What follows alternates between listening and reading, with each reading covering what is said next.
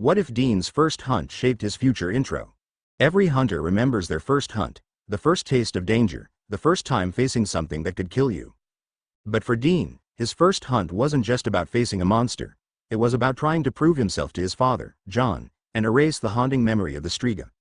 Dean wanted to show he was more than just a kid, more than the boy he felt like inside. But the truth was, he wasn't ready. He was still a boy, with a tender heart and a soul that wasn't yet hardened by the brutal life of a hunter. In End of the Innocents, Dean is forced to grow up faster than he ever wanted to. To do the job, he learns to build walls around his heart, shutting out the pain, the fear, and the loss. But even as he tries to embrace the hunter's life, he can't escape the boy he once was. Through this first hunt, he discovers just how deep the scars of that innocence go, and how it will change him forever. The Winchesters are a family bound by blood, but they're also a family bound by pain. And Dean's journey into manhood begins with a price. All right, Dean, this is it. This one's all yours. John gripped his son on the shoulder as anxious eyes gazed up into his own. I'm ready, Dad, no worries, Dean replied, confidence evident in his smooth and even tone. Just be careful, don't get cocky. They don't look that dangerous, but they are. Don't get too close. Remember the vital spots, head or heart. Make it clean. I'll be right behind you. Got it, Dad. Dean took off through the brush, tracking the creature with a trained eye. The adrenaline started to course through his body as anticipation for his first kill brought him to the edge. All his training ultimately leading up to this moment when he could at last prove to his dad he was worthy. No time now for doubt or uncertainty. Dad trusted in his abilities and he had waited his entire life to show he deserved that faith. He was Dad's soldier going into his first battle alone. This would prove once and for all he was a man, a soldier, a warrior ready to engage evil in Dad's mighty war. The creature was swift and cunning, dodging through the thick underbrush, sensing its enemy in hot pursuit. Its legs twice as long as Dean's, making him exert double the effort in a vain attempt to keep up. His breathing was beginning to labor as the high elevation affected his lungs. Slow and steady, son. Just keep on it and it will slow down eventually. Just don't lose it. John's guiding voice echoed in his head as he remembered years of insight culled at the side of his skilled hunter dad. Man, if I could just remember half of what Dad's taught me over the years. All right, settle down, just relax and do your job. You know what to do, you're ready. His feet started to slip on the wet mossy slick of the forest floor. Slow it down, take it easy. He shifted his trail to the side, away from the mossy sponge beneath his feet, his boots again finding solid ground, gripping the clay of the mountainside, picking up speed now, a steady rhythm to his breathing once more as he became more acclimated to the altitude. Quick and sure, past the boulders and down into the raging stream. Good thing that thunderstorm from last night ended before we took off on this hunt. Man, I'd hate being out here in that maelstrom. His feet slipped slightly on the slick river rocks lining the stream, but his agility maintained his balance as he skimmed across the stream and onto the bank on the other side.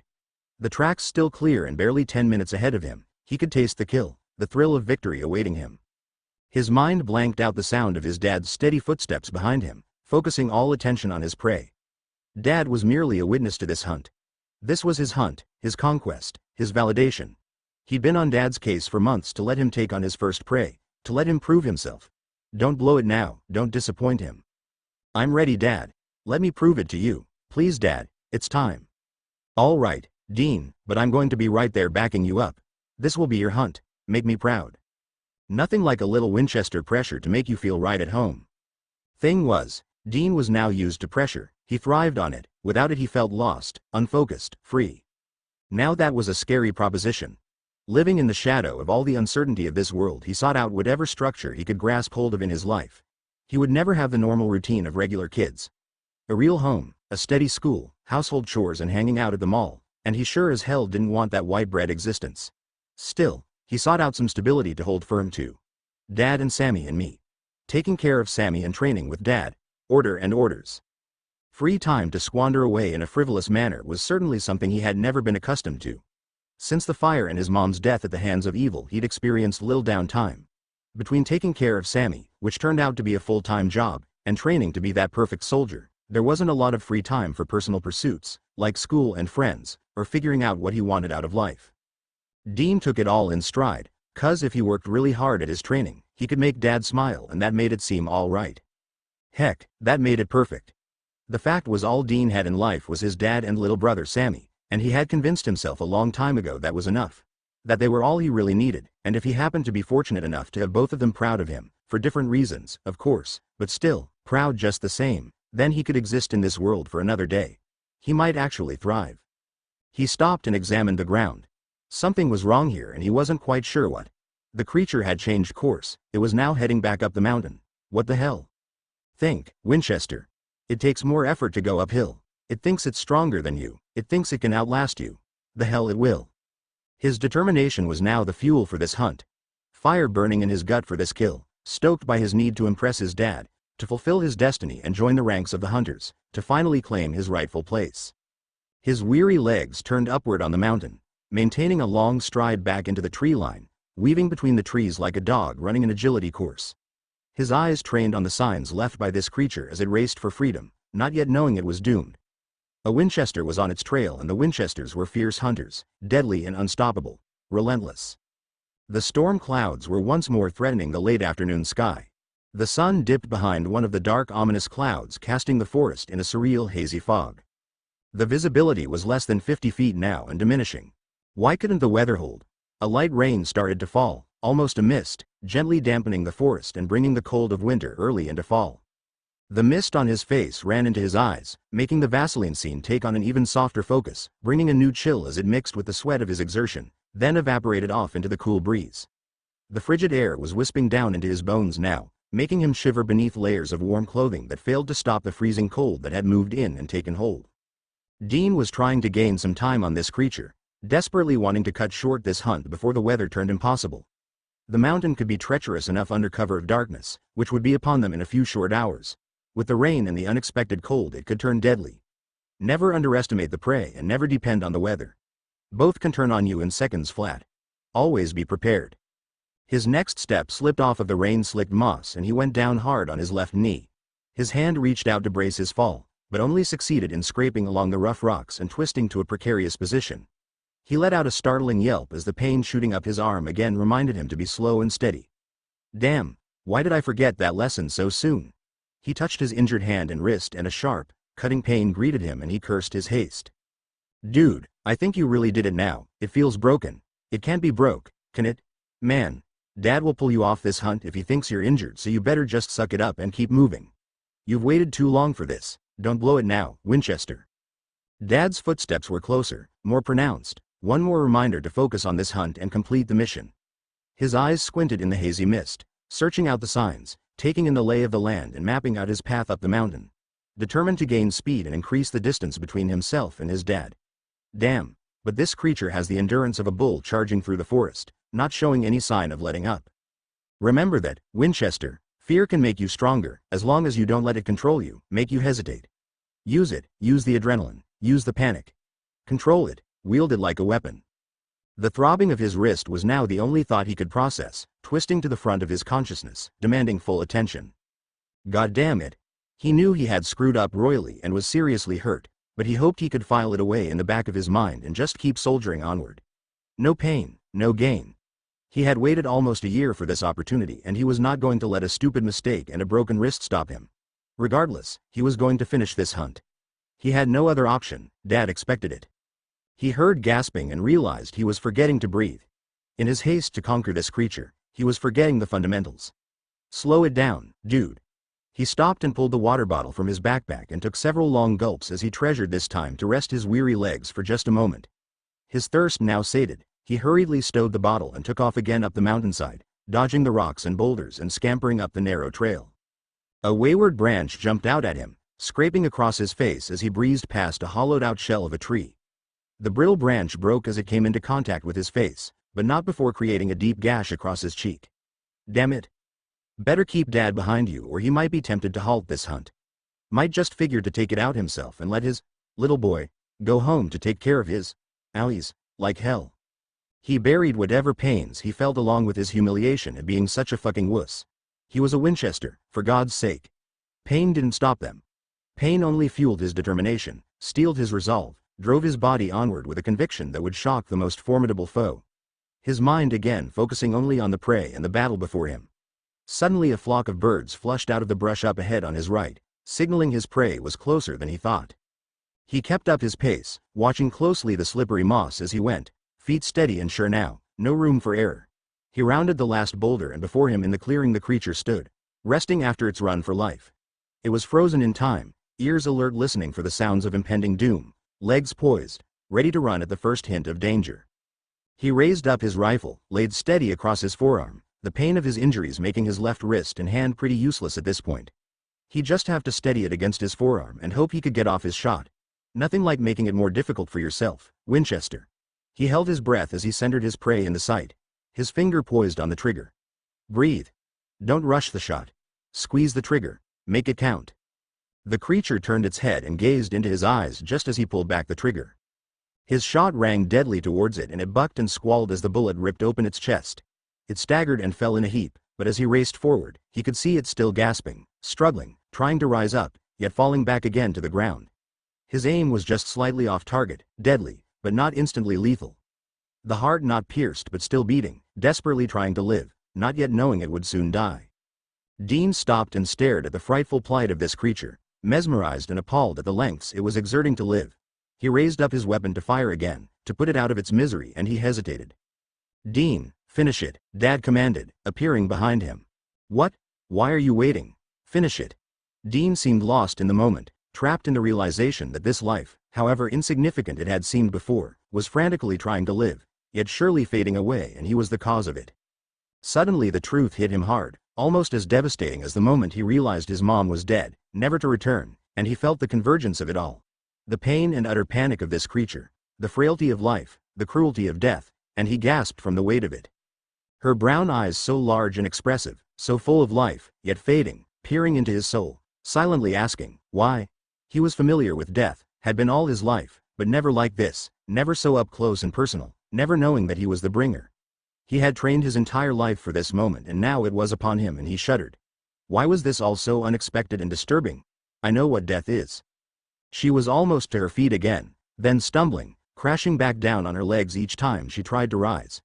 Her legs now bloody and torn, ripped apart on the jagged rocks, and still she fought to live. Dean now saw a fragile being, not the dangerous prey he had set out to vanquish. Dean, what's wrong with you? Dad sounded mad, but also concerned, baffled, unable to find a reason for his son's hesitation. Watch out for the hooves, she's still dangerous, end it. And then Dean heard the crack, the unmistakably chilling sound of her right front leg shattering against the rocks, the bone actually sticking out as she tried to regain her balance, as she tried to limp away to safety. Her heroic efforts in vain, because there was no escape. Death was waiting, and her only hope was for it to claim her quickly, mercifully, before she was forced to endure more suffering. Dean swallowed hard as he took on all her pain, actually feeling her frantic, panicked heartbeats beating in his own chest, her confusion and terror overwhelming his thoughts. The horror of the scene unfolding before him made him literally gasp before his own determination kicked in, and he raised up his gun and again took steady aim, praying this shot would find the vital organ and end the misery he had caused. Knowing there was no retreat from the inevitable, he could only hope to end this, so he continued on the expected course of action, steadying the rifle against his aching forearm. He was the killer of this magnificent creature, and the only path he could take now would be to end her suffering. One more shot rang out and the creature stilled, at last released from the torment he had placed her in. He dropped his rifle down to his side and steadied the barrel against his jeans, his hand shaking, his entire body subtly spasming, unable to still his tremors. He turned away from his dad's watchful eyes, hoping he could control the tears welling in his eyes, but failing miserably as the rain washed them down his face. Damn it. Dean. You all right? Yeah, Dad. No worries. Slow and steady, calm it down, breathe, think, Winchester, no, stop thinking. Why did you wait? Only the slightest hesitation before he responded, just wanted to make sure it counted. Sorry I missed with the first shot. I'll practice more when we get back. It won't happen again, sir. Cold, detached voice. Where did that come from? It happens. Dean, you just need to work on a quicker follow-up shot. You did good, son. Let's get her carved up. What? No sense letting this meat go to waste. Trust me, you're gonna love the taste of venison. It wasn't the blood and guts or hollowed-out carcass that hung in Dean's mind that night as he set the table for dinner. It was those deep brown expressive eyes that haunted him. It was seeing eyes so full of life, dim and then slowly extinguish, like a candle flickering in the breeze, and then vanishing, leaving a dark empty void where life had once thrived. It was knowing he was the cold dark wind that whipped through the forest and ended a life. It was feeling it, feeling the life sucked out of those eyes as the light went out. This was what he'd trained his entire life for, his purpose, his mission. This was just a taste of what was to come, and he had better steel himself to that cold hard fact. He needed to find a way to get past this and harden his heart, cause he sure as hell couldn't stand to feel this way every time he killed something. He knew he couldn't take this over and over again. That in itself was enough to break him. He was a hunter, like his father before him, and he had better get used to the end result. I mean, what the hell did you think would come from all this? You just need to make sure the first shot does it from now on. It's got to be easier if they just fall and die, doesn't it? Dean, mash the potatoes, will ya? The meat's almost done. Sure, Dad.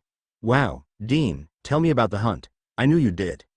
Sammy looked at him with such wonder, such innocence. You really don't understand, do ya, Sammy? Why should you? I mean, I didn't understand. I never expected. Boys, you are in for a real treat. This is gonna be some of the tastiest meat you've ever had. Dean had struggled to help his dad with the carving of the carcass in the forest while hiding his injured wrist. The only thing that saved him was the fact he was so inexperienced, and Dad was in a hurry to finish the job and get them off the mountain before the weather turned nasty again. The older Winchester methodically sliced up the prime sections of meat and handed the pieces to his son, who managed to just lift and haul the bundles with his right hand. Amazingly, he never noticed his son was injured. John had a great capacity to see what he wanted to see sometimes, particularly concerning his sons. Mashing the potatoes took some maneuvering, but Dean was pretty adept with just one hand. He was grateful that at least his primary appendage still functioned, even though he was somewhat ambidextrous, a handy quality for a hunter. He simply cradled the bowl against his chest and mashed one-handed. The end result was hardly the smooth, delicious mashed potatoes he remembered his mom delivering to the dinner table, but none of their food ever resembled the home cooking of Mom, and to be honest, he liked it that way. He treasured the memories of Mom's down-home cooking and fresh-baked treats and thought they were best left there in his memory, filed away with vague glimpses of other happy times. Locked away only to be brought out when desperation demanded some semblance of a happy family life. Some remnant to hold onto when times seemed too crazy to endure. Food now was just sustenance, nutrients to fuel the body. It was rare for the Winchesters to even sit down together for a meal, more often than not grabbing something on the run, or Dean feeding Sammy while Dad was God knows where, doing God knows what. Shared meals were no longer the happy family gatherings dinnertime once was. There was always something, rather someone, missing from the table. Okay, boys, dig in. John presented a platter of delectable venison fillets, expertly broiled to perfection like only a true chef would prepare. The one thing Dad knew how to prepare was steak. A man's food, a warrior's fuel. On more than one occasion John had been tempted to hunt down a few PETA protesters. Who the hell are they to tell me to watch out for the innocent little animals? They're cows, for Christ's sake. They should be concerned with the real evil that's out there, like the creatures that eat people. Dean just sat and looked at his steak. The smell that normally would have been enticing only causing his stomach to rumble, and not in a good way. He stared at his knife, wondering how in the world he was even going to cut up the darn thing without Dad noticing the plain fact screaming out in front of him. Hello, did you happen to notice your son is injured? Ahem, Father of the Year, anyone home? Just then the rumbling of his stomach took all precedence, and he raced from the table straight to the bathroom, finding its porcelain receptacle just in time. He heaved out the contents of his lunch and sat gasping on the floor.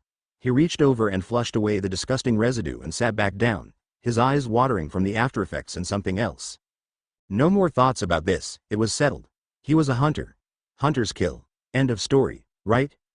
Strong hands massaged circles down his back, gently kneading his shoulders. Tender words uttered in a raspy, low voice broke through the stillness. Dean, you all right, dude? Yeah, Dad, must be the flu or something. Sorry, I don't think I'm up to eating tonight. The flu, huh? Yeah, I kinda felt it back on the mountain, you know. Just the beginning, I think it's taking hold now. John placed his huge hand on his son's forehead, gently brushing back his short blonde hair that was plastered with sweat against his brow. No fever. He then placed the back of his hand against Dean's cheek, just a gentle, soothing touch, like he knew Mary used to give her son when he was still a child and coming down with the chickenpox or measles, or just because. John checked the butterfly bandages closing the wound on his cheek. He had done his best to try and minimize any scarring. His son was going to be a real looker, scars or not, but even John wanted to preserve as much of his soft, flawless skin as possible. Dean gazed into his dad's concerned eyes. No, just a queasy stomach, I guess. Maybe it was something I ate. Well, then, maybe you should head to bed. Get some rest, it's been a long day. How about I make you some chicken broth? How's that sound? Great, Dad. Sorry about the meal. I'll do the dishes in the morning, all right? Don't worry about it, Dean. Just go to bed. I'll bring you some broth as soon as it's ready. John gently brushed his fingers through the hair on the back of Dean's head, his hand resting against his son's neck for just a moment. Dean sighed. It felt good just to have that fleeting contact, just a moment to feel his dad's love. He knew his dad loved him, it was just nice to feel it sometimes. John helped him to his feet and he slowly walked to his bed. He stripped out of his jeans, kicking them to the floor, and crawled into bed wearing only his underwear and t-shirt. His left knee throbbed as he knelt on the mattress, and for the first time he focused attention on that. It was swollen and turning an interesting array of colors. Red, yellow, purple, and the obligatory black. Just another reminder of his first kill, a minor injury to momentarily divert his mind from his true pain. The nagging doubt that he was somehow lacking, somehow deficient, unworthy. The memory of that Striga attack again so fresh in his consciousness. His hesitation, his paralyzing fear, his dad's overwhelming disappointment in him. The long, desperate silences where Dad couldn't even bear to look at him, and when he finally did, Dean couldn't bear to see the look he had for his son, how he looked at him differently. They had never spoken about it, not once, but it was always in the room, a heavy burden on Dean's shoulders, so for almost a year now he had anxiously awaited his chance to erase that night and make Dad proud again. And this is the end result? The queasiness of his stomach had settled and he knew he was hardly suffering from the flu. Still, a good night's rest couldn't hurt, and he didn't want to risk giving away his pathetic state of mind. Everything will look better in the morning. It'll make sense then, you're just tired and not thinking clearly. A good night's rest will fix everything. All his efforts to impress Dad had finally succeeded and he had completed his mission. No sense botching the follow-up. He just needed to get his mind straight and reconcile himself to the truth. The harsh, unyielding truth of what was expected, and somehow he knew he would find a way to do his duty. He always did. He had buried enough pain previously, he was sure there had to be a corner somewhere left to bury one more hurt, one more regret, one more bitter memory. He sunk into his bed and pulled the covers up all around him, tightly wrapped around him like a cocoon, trying to find a safe place where he could escape for just a while. He stared at the ceiling, trying to make his mind focus on something else, anything else. But nothing else seemed more real than those deep brown eyes, fixed in his memory, staring back at him, asking, why? Dean managed to down most of the chicken broth and it actually tasted good, nice and warm in his stomach, helping to take the chill out of his bones that lingered from the mountain. Dad hovered for a few minutes, asking if he needed anything else before leaving him to get that much-needed sleep. He was still lying there, swaddled tightly in his protective bedding, a mummy hiding from the reality of his world, when he heard small, light footsteps approaching and a soft voice whispering. Dean, you awake? He shifted over and lifted his head until he could see his little brother peering expectantly over the foot of the bed. Sammy, aren't you supposed to be in bed? Can't sleep, you didn't read to me. Oh, yes, the nightly ritual. Sammy was nothing if not a creature of habit. In his self-absorption, Dean had forgotten about Sammy's needs. How in the world did that happen? What's it gonna be, sport? Will you read the new book? John had let them select one luxury item each at the Salvation Army store when they picked up new for them, clothes. Clothes that actually fit for a change. Sammy had raced to the book rack in the back and Dean had allowed him to choose 2 books, one for each of them. Yeah, that's really what I wanted, another book. Dad had looked at him funny when he presented their choices, but hadn't said a word, just let the clerk ring them up, handing her a crumpled old 20 for the 4 bags of clothes and treasured books. Bambi and Winnie the Pooh. Dean could hardly wait for the surprise of which book Sammy would choose now. With dark anticipation, like either would be a good choice, he waited for the big reveal. Bambi. Well, that figures, how appropriate is that? Come on up, snuggle in. You're going to have to turn the pages, all right? Why? 'Cause you're a big boy now, you're supposed to be in school this year. Can you help me out there, dude? Sure, Dean. I'm a big boy. Sammy snuggled into the crook of Dean's right side, and Dean wrapped his good arm tight around him. Okay, Sammy, you hold the book and turn the pages for me. And Dean proceeded to read.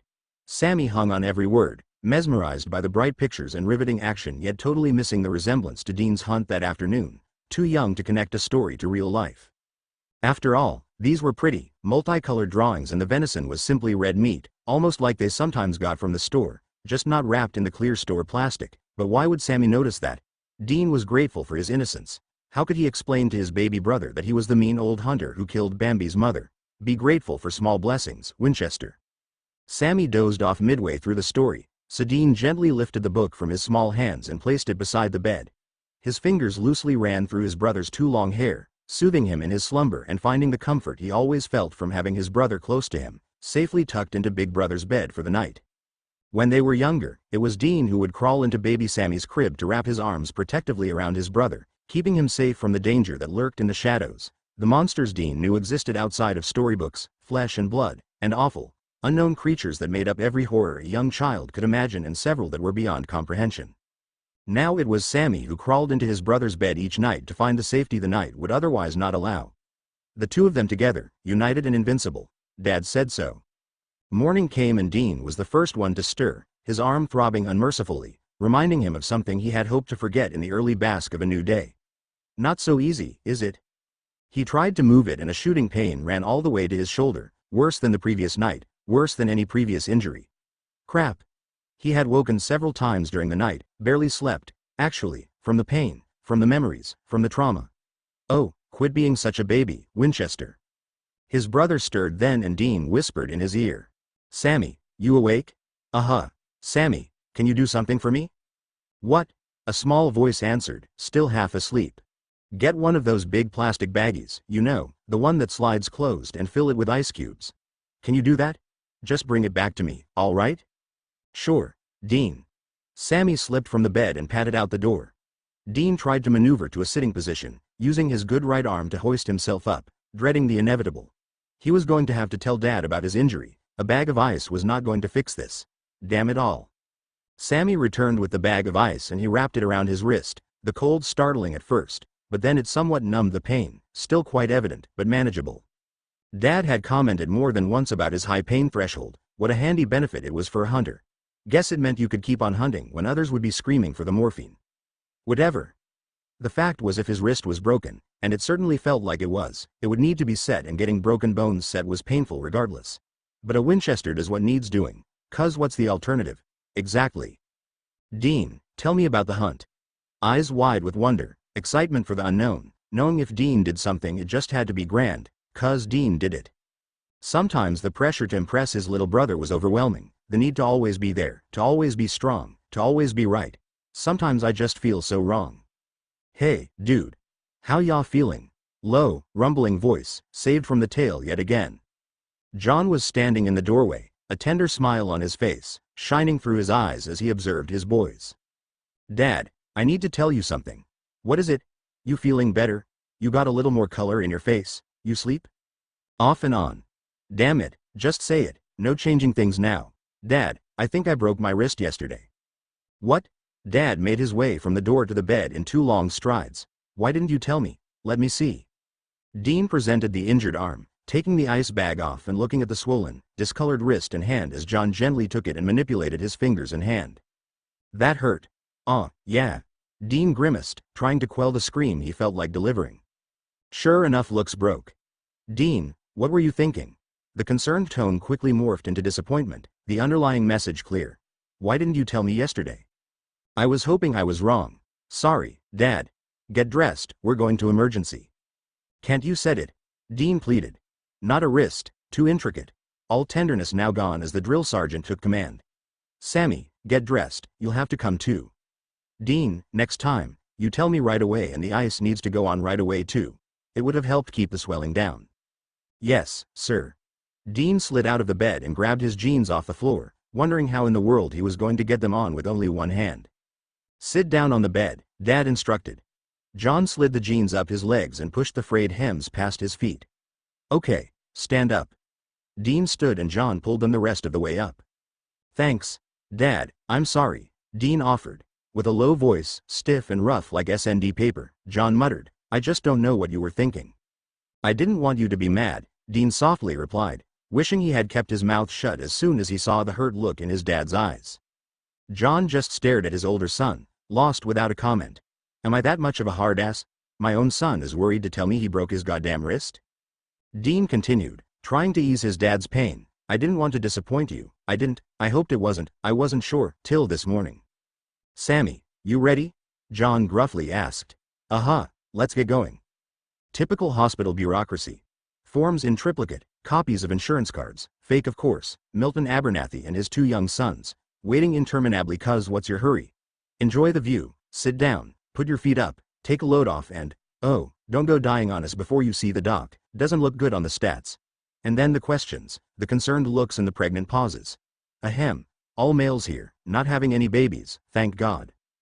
Dean knew their game, divide and conquer, see if the kid's story matches up to the old man's. He'd been down that road a time or two. Double check for abuse in the home. Did you notice the worn clothing? They look fed, but you never can tell. Any unexplainable bruises? Any skittish moves or shaky looks? What's with the other kid? Older boy seems to look out for the younger one, very protective. What's he protecting him from? Then the pokes and prods and more questions. How'd this happen? When? Looks like at least 12 hours prior. Why the delay? God damn it, just leave me the hell alone. Settle down now, kid. X-rays and pain meds and the inevitable setting of the bones. No tears, just tense, determined posturing. Incredible pain tolerance, this kid. Can I go home now? Dean, tell me again, what happened? I fell. End of story. Can I go home now? Sure, I just need to talk to your dad about your meds. We'll see you again in 6 weeks. Yeah, right, like we'll still be here in 6 weeks?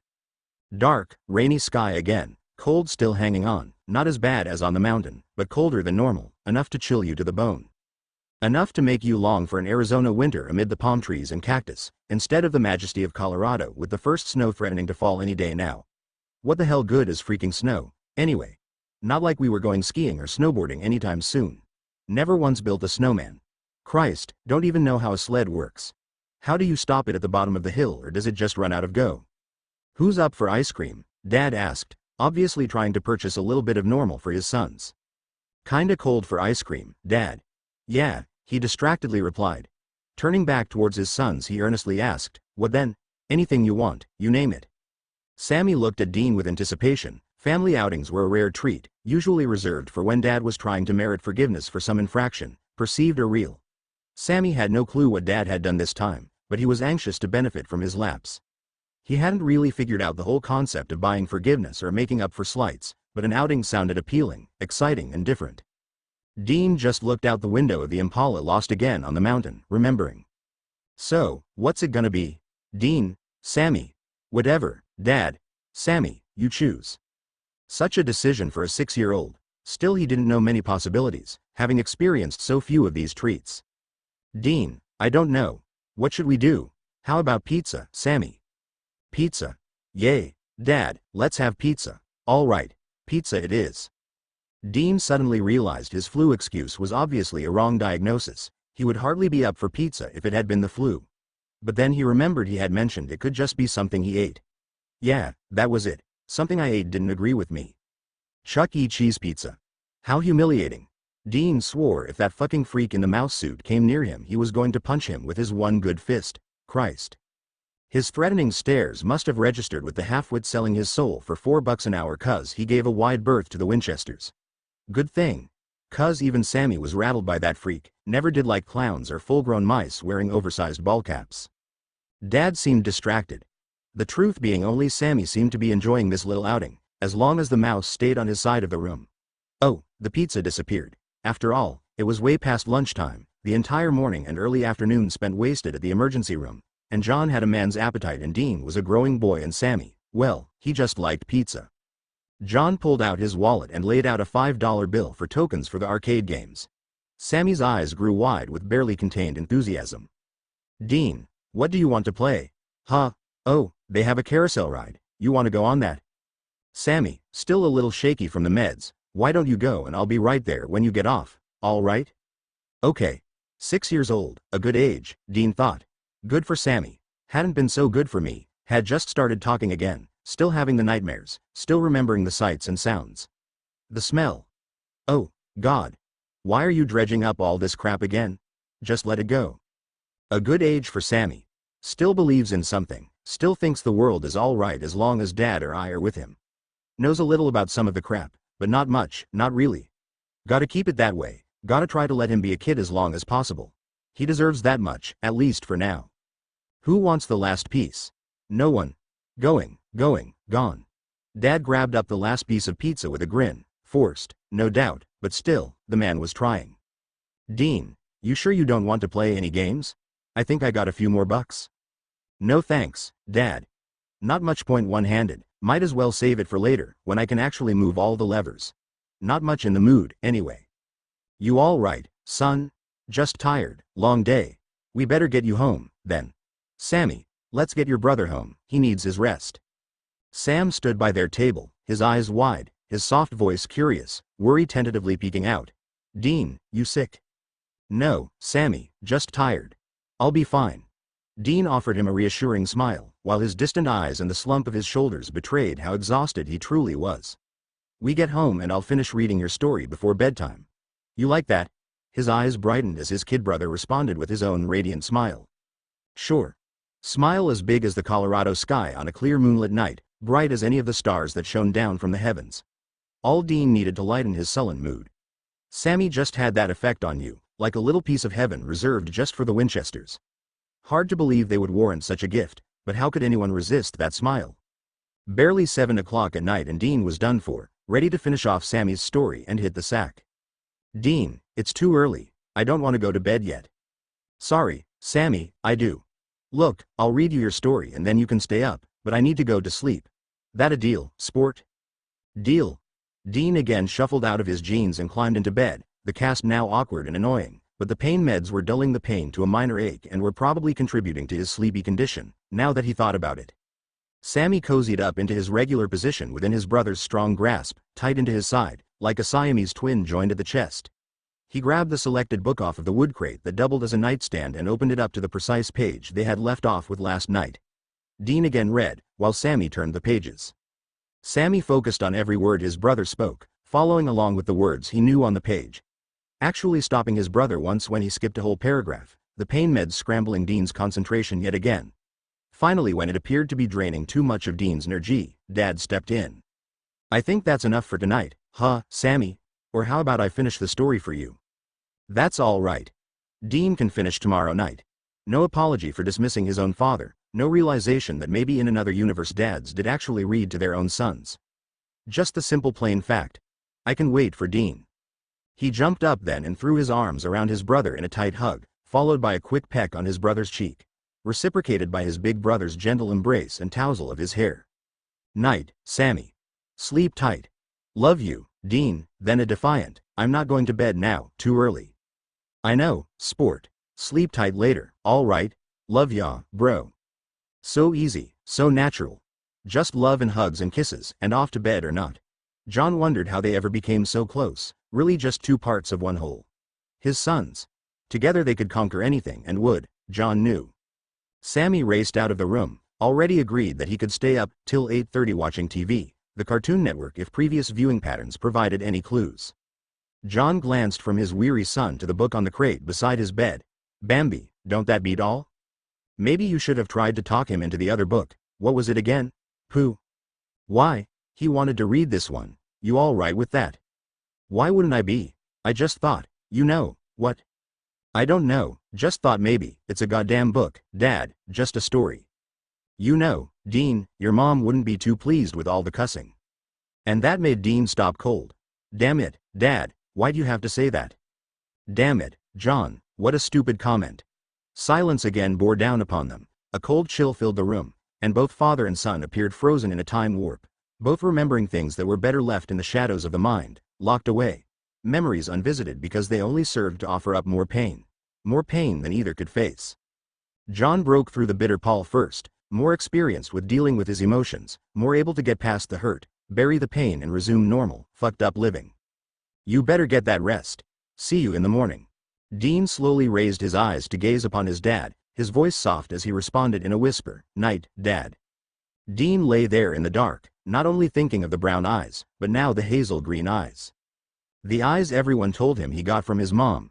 When he first heard that, he had closed his eyes whenever he passed a mirror, not wanting to see her reflection staring back at him. Too painful, too raw. He still remembered old friends of his mom trying to be kind after the fire and telling him how much he looked like his mom, how he had her eyes, her beautiful blonde hair, her flawless skin and bone structure, her freckles, how she would always live on in him. Talk about pain, how was he supposed to deal with that? How was he supposed to wrap his 4-year-old mind around that? One time his dad found him frantically scrubbing his face with a scouring pad, the bridge of his nose raw and bloody, his cheeks red and ready to bleed. What the hell are you doing? Dad had asked. The antiseptic really stung and made his eyes water, and the scrapes took almost 3 weeks to heal, and that was just about how long it took before Dean confessed he was trying to erase Mom's freckles. Over the years, he learned to accept the resemblance, even though he sometimes thought it pained his dad to constantly be reminded of her, that she was gone, never to return, and he was left with just a poor copy. Sammy looked more like Dad, and that was a blessing 'cause Dean only had to face the truth that she was truly gone when he looked in a mirror. The rest of the time he could fool himself into thinking he was his own man and he could let his mind forget the pain, if only temporarily. The truth was Mom was never really gone, she was always close in his heart and thoughts, and he liked having her with him. When he was scared and agonized, desperate for her love and the life he lived before, she would come to him and soothe him by whispering tender words of comfort or softly singing a familiar tune. There, in those cherished moments when he most needed her, she would appear to his heart, just beyond sight or grasp, to guide him through his pain. His mind could never really wrap itself around the sensation, he knew it couldn't possibly be real, yet, he would feel a serenity come over him as he felt her calming presence and he knew she was close by, watching over him. Oh, God, I miss you so much. And then there were the other times, when facing the reality that she was truly gone was just too overpowering, too painful, too tragic to handle all over again. In those times he ran from the memories and immersed himself in some false dream or illusion. He would let the fantasy take hold and lead him away from all the terrible truths that were just too horrendous to face. It was in those times of denial he avoided the mirror. Over the years he found when he was scared or doubted his ability to carry on, if he thought about Mom, it helped focus his determination. He always tried his best to be brave, to put aside his worries and fear and be the strong man she would want him to be. To take care of Sammy, to take care of Dad, to keep his family safe and together. He so wanted her to be proud of him, he needed it. So he thought about her every day and tried to be brave. He tried to make her proud and be the man she would expect him to be. Sammy depended on him. Dad depended on him. He knew in his heart Mom was depending on him to be brave and strong and carry onward. He shuttered his heart to the pain and soldiered on. He was a Winchester and he was a hunter, a soldier in his dad's war on evil, a warrior for right. He buried his emotions in a dark corner of his heart, where pain and suffering lingered on cold, rainy nights when the memories wouldn't leave him alone. Buried them deep amongst his hurts and terrors in the black ominous cavern of his heart. The cabin John had rented for the week was one of the nicest places they'd ever stayed in, even conveniently having a mini kitchen so he could cook up his steaks. Still, by the end of the week, Dean knew Dad was itching for a hunt. He could read the signs. John hated being locked up in one place for too long, hated being out of the battle. He paced around the cabin like a caged animal, picking up his cell phone on the first ring, desperate for it to be a plea for help, a reason to head out on the road again. John just wanted someone to need him, to require his services, to focus his attention on a job, never noticing his sons needed him. Dean was reliving his hunt every night in his nightmares. He felt trapped in a time loop, just like when Mom died and he couldn't get the visions out of his mind. Over and over the events of his hunt rewound in his head, the pain of that day twisting and knotting up his gut, revealing his inadequacy, exposing his shame. Why the hell can't I just let it go? To just accept that I'm a hunter and I am going to kill things. Many things. How does Dad do it? Am I defective? I can't disappoint him, I won't. I just need to find a way to get past this and do my job. Sammy was the only one content to be where they were. He had his big brother, his dad, a TV with the Cartoon Network and his books. What more could a 6-year-old ask for? Dean had read Bambi 6 times, front to back, and that had been enough. Even Pooh would be an improvement, but luck didn't seem to be on his side lately, had it ever? Dean, will you read to me? Sammy looked at Dean with doe eyes. Yeah, I know, but how am I supposed to say no to that? Dean checked out the book slung under his arm, the color of the cover betraying the title. Yep, Bambi again. Don't you want to read your other book, Sammy? A futile hope, Dean knew. Sammy was nothing if not a creature of habit. He would pick out a book and have you read it until he knew all the words by heart. Another 10 or 12 times ought to do it. Nope. All right, then, snuggle in. Dean made room beside him in the over's chair in the corner of the cabin. That seemed to signal Dad's cue to leave. I'm gonna stretch my legs, boys. Dean, come lock the door, John instructed. Dad certainly wasn't up for another sampling of Bambi, and he'd sat through only one telling. Dean didn't question it, Sammy didn't notice. Dad had more important matters on his mind. As soon as Dad left and the door was secured, Sammy was waiting, ready to snuggle in for his comfort story. Too bad it wasn't a comfort for Dean. Dean's mind knew it was just a story, still his heart feared the truth of it. He waited for the day Sammy connected the story to his hunt, when he would finally realize the truth. His perfect big brother was a killer, hardly the hero he now worshipped. That was the reality of his nightmares. How they always ended, with Sammy looking at him with condemning eyes before turning and walking away. The panic would awaken him in a cold sweat, his chest clenched in pain, crying out to his brother not to leave him alone. "Please, Sammy, forgive me, don't leave me." John had barely gotten past the side of the cabin on his way to the Impala parked in the back lot when his phone rang. "John Winchester." "Yeah? I can be there by tomorrow morning." "Yeah, Jim, I'll bring the boys."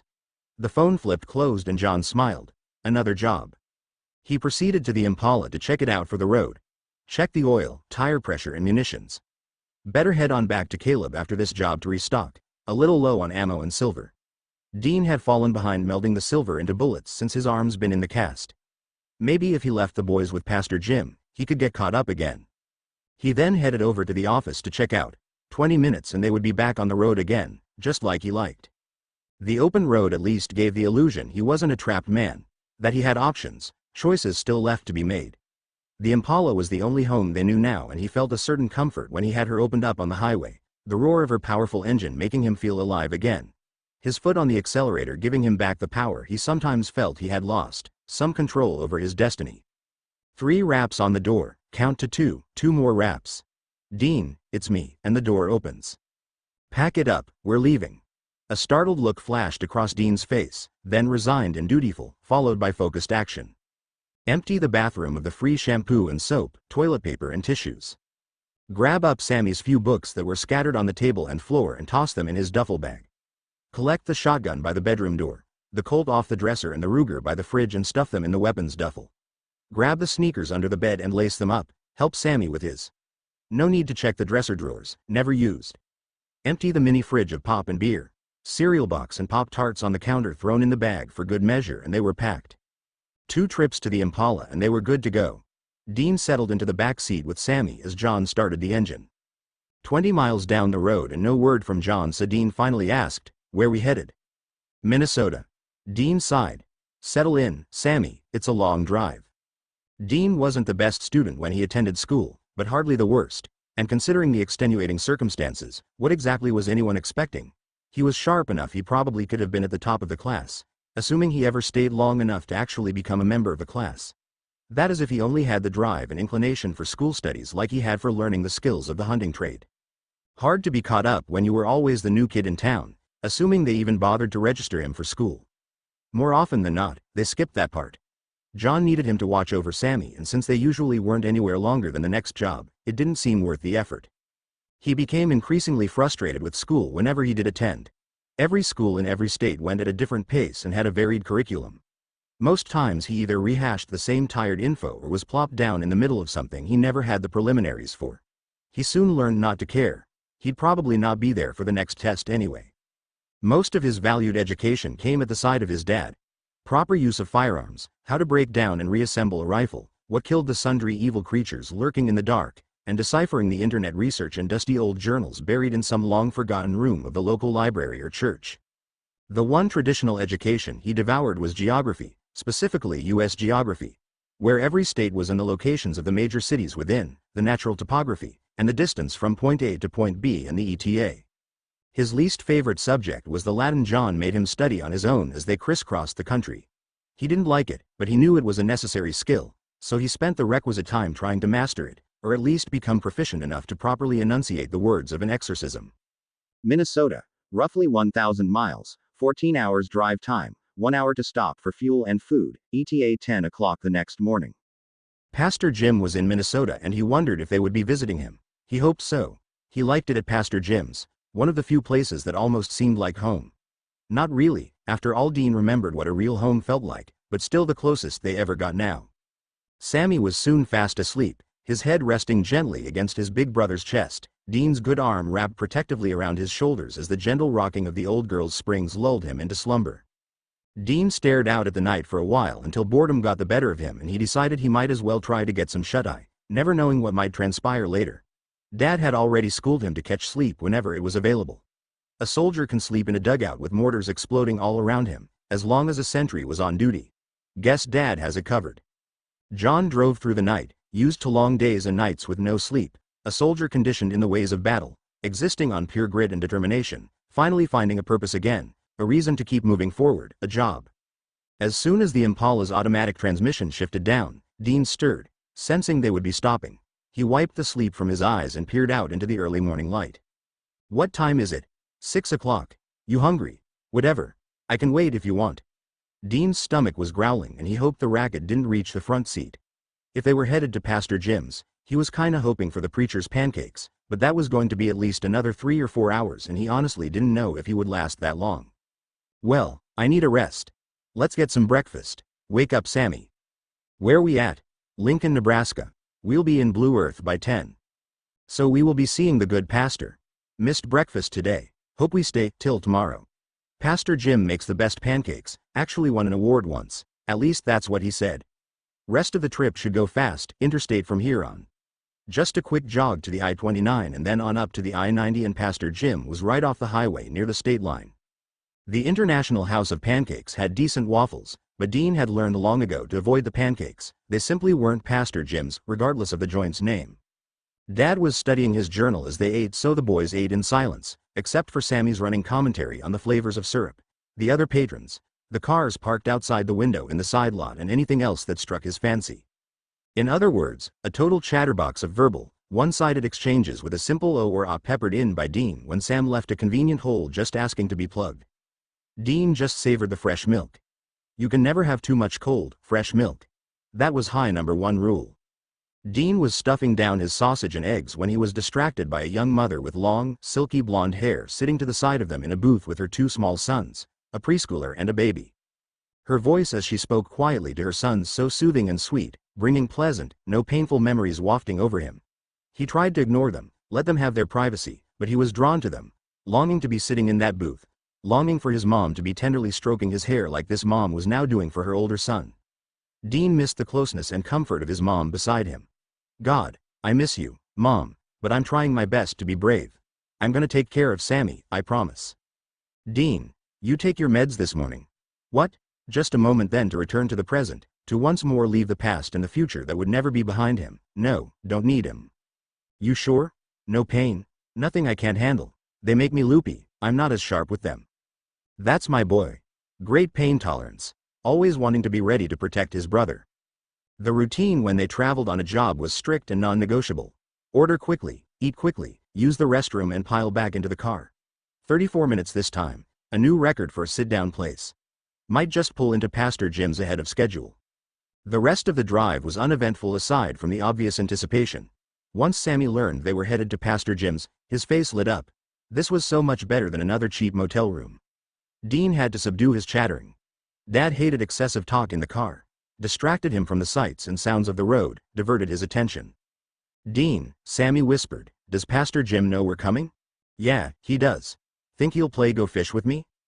God, Dean hated that game, yet Pastor Jim would play it with Sammy for an hour or more with no complaints.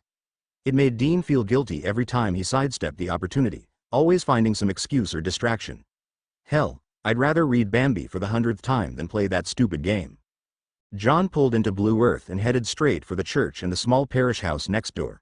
Figuring Jim was inside the church, he walked up the steps to the chapel first, peering inside, ascertaining no service was ongoing. Even though this was the middle of the week, he didn't want to unexpectedly walk in on a funeral or something. Been there, done that, not fun. John, you made it. Boys, my, how you've grown.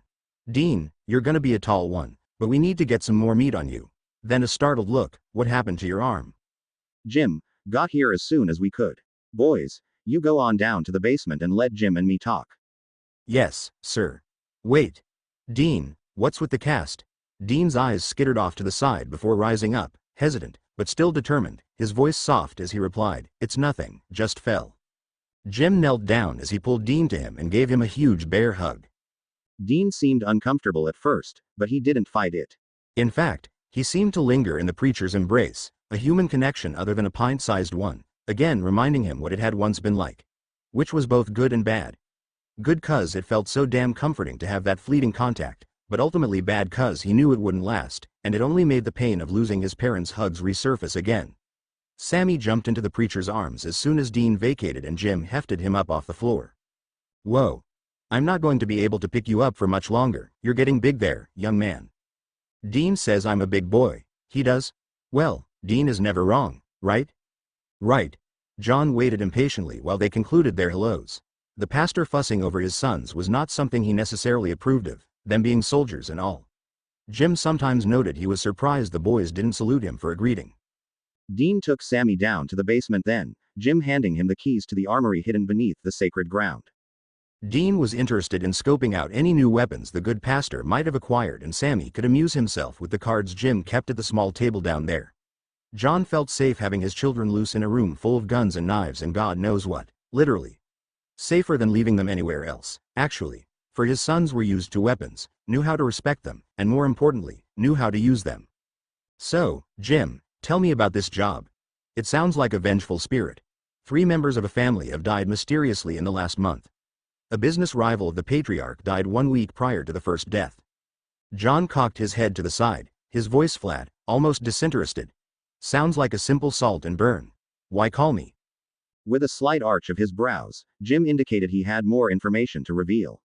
The business rival was cremated, nothing left to salt and burn. All right, you got my interest. What else? All 3 deaths were ruled suicide or accidental. John narrowed his eyes as he studied the pastor, which you don't believe. No, they were all on edge and scared days prior to their deaths. Why? They see something or feel something. Jim shrugged his shoulders. That's all I know. The third man's wife came to me asking for help. The family is beginning to think they're cursed. Yeah, could be.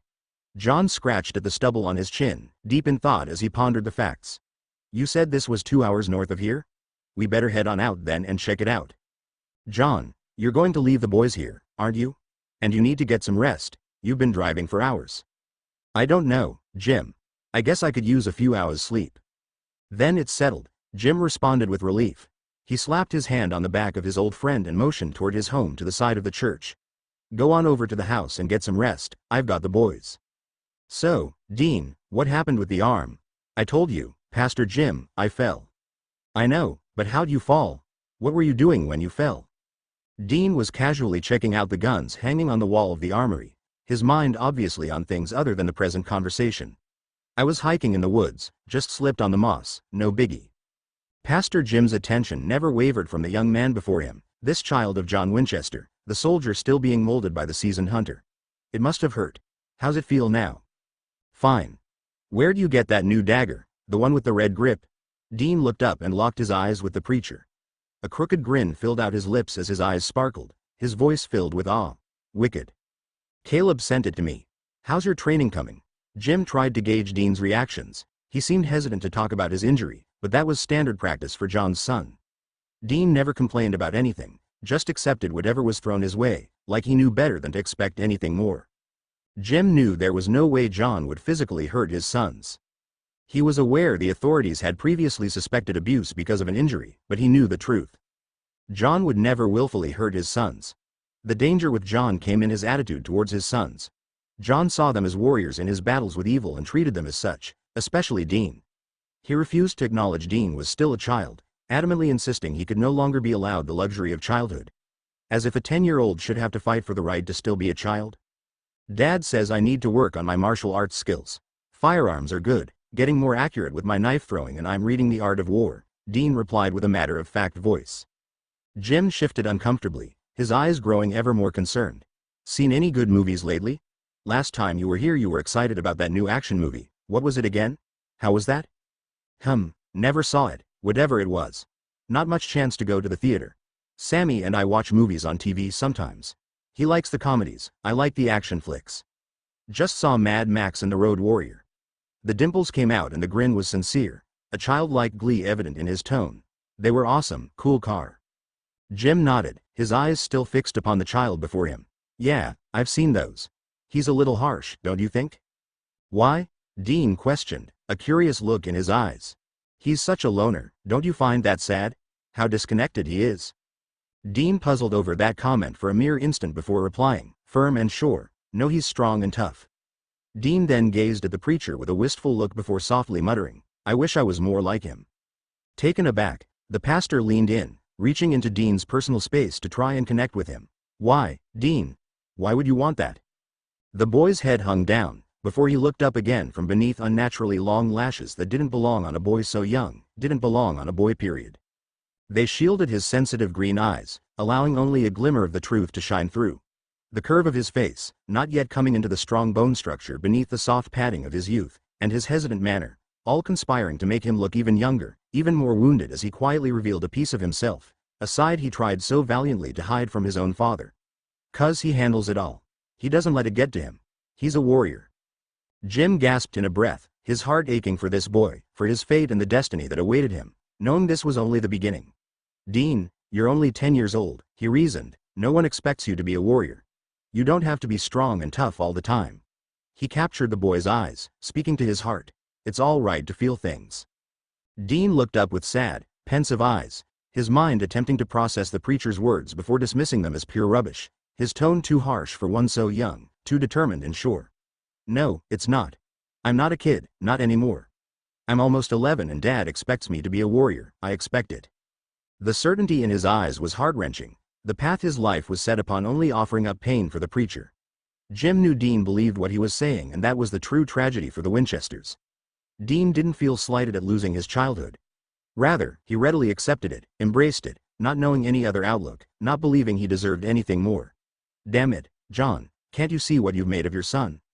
Rubbing at the tension behind his eyes, Jim tried another approach, one that he knew could always reach Dean. "How about Sammy? Do you expect him to be a warrior too?"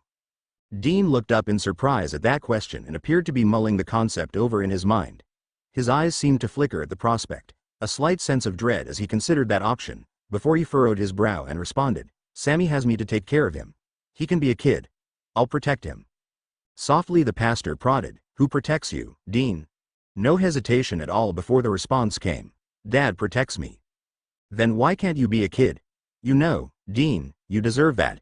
You don't have to be a soldier all the time," Jim gently reasoned, hoping to somehow break through the conditioning John had imposed on his older son, hoping to temper all the responsibility Dean had readily assumed.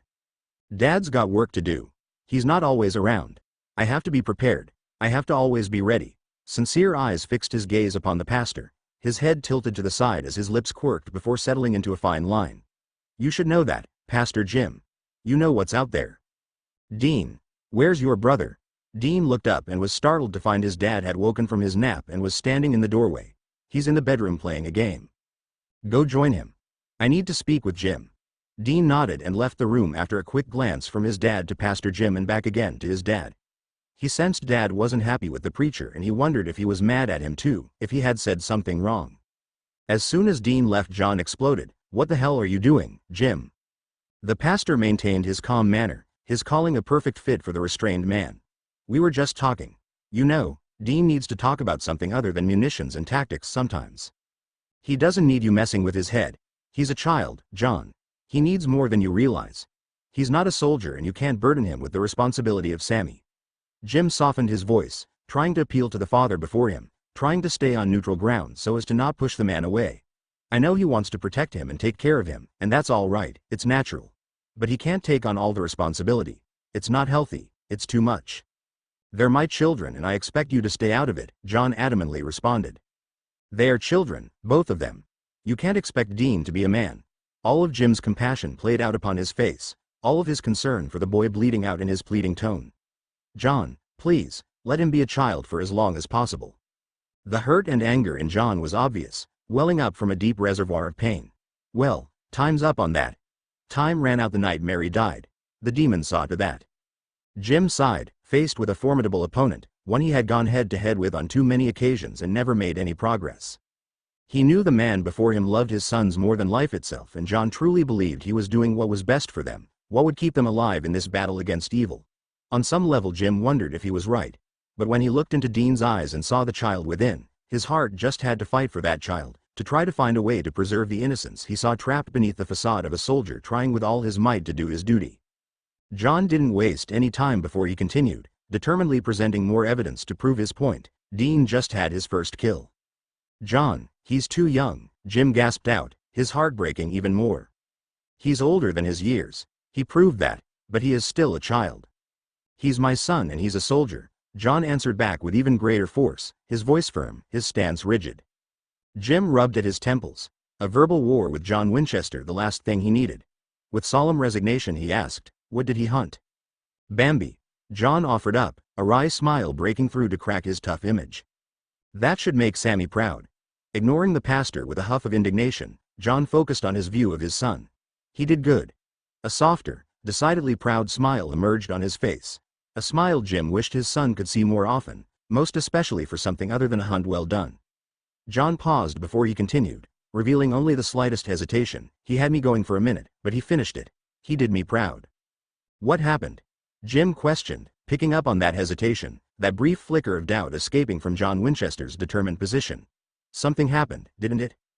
Took 2 shots is all. John furrowed his brows as distant thoughts crowded his mind before his gruff tone attempted to dismiss the preacher's concern along with his own.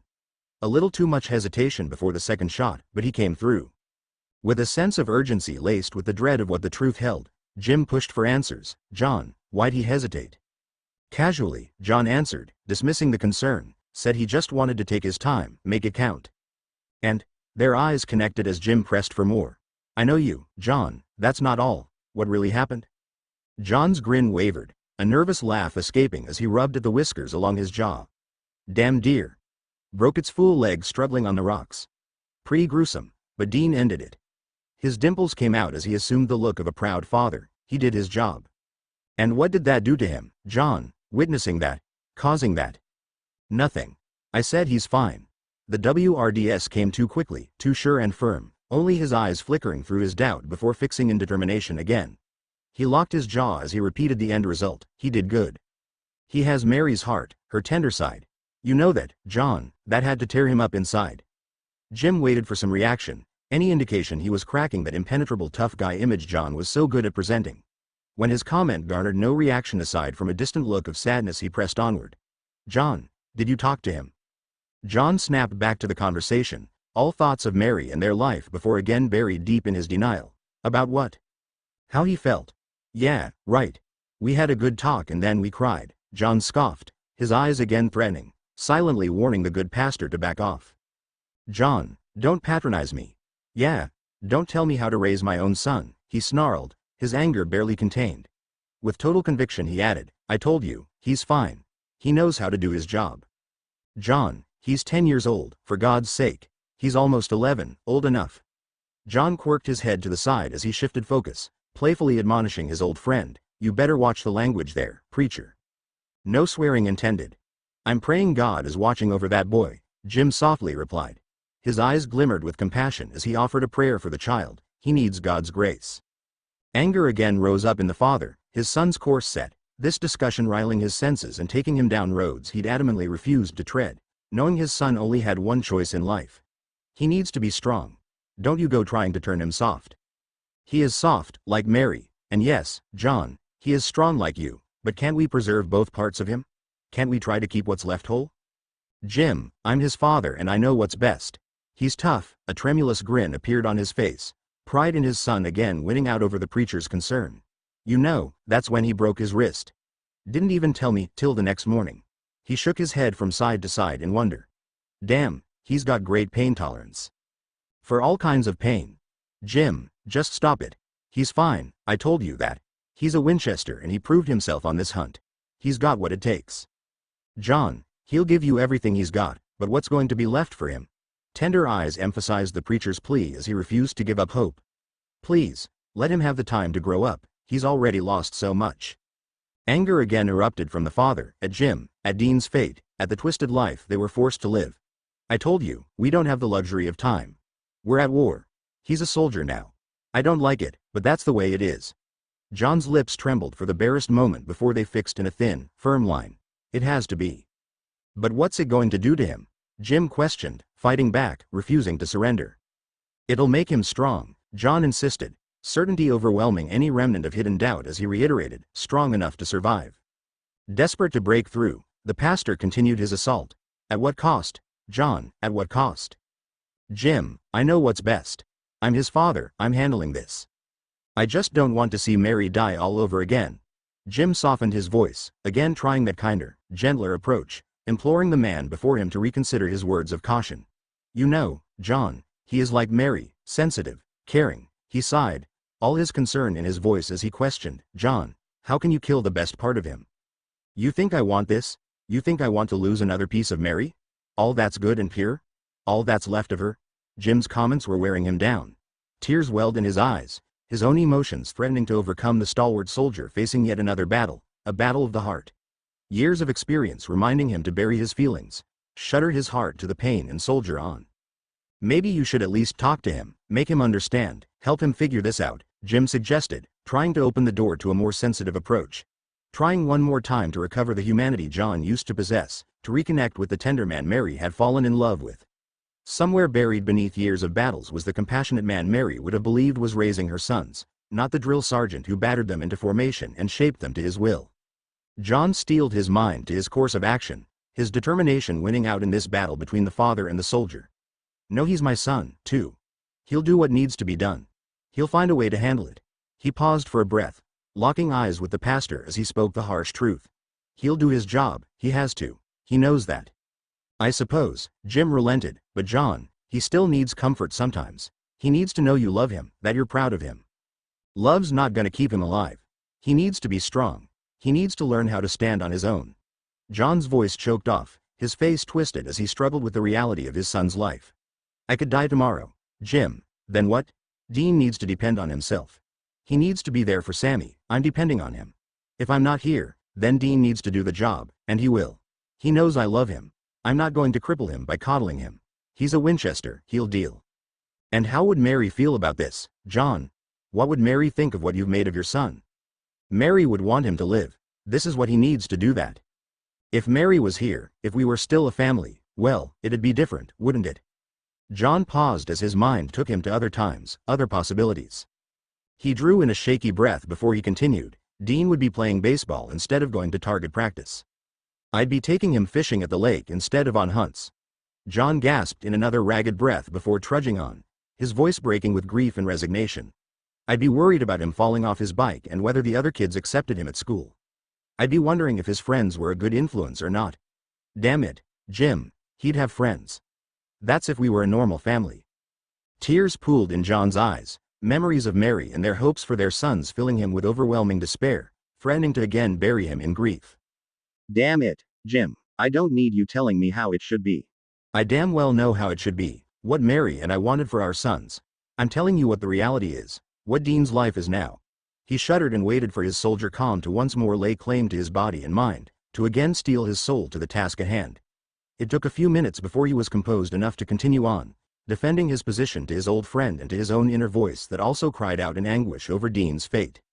"Well, Jim, we're not a normal family and we never will be again."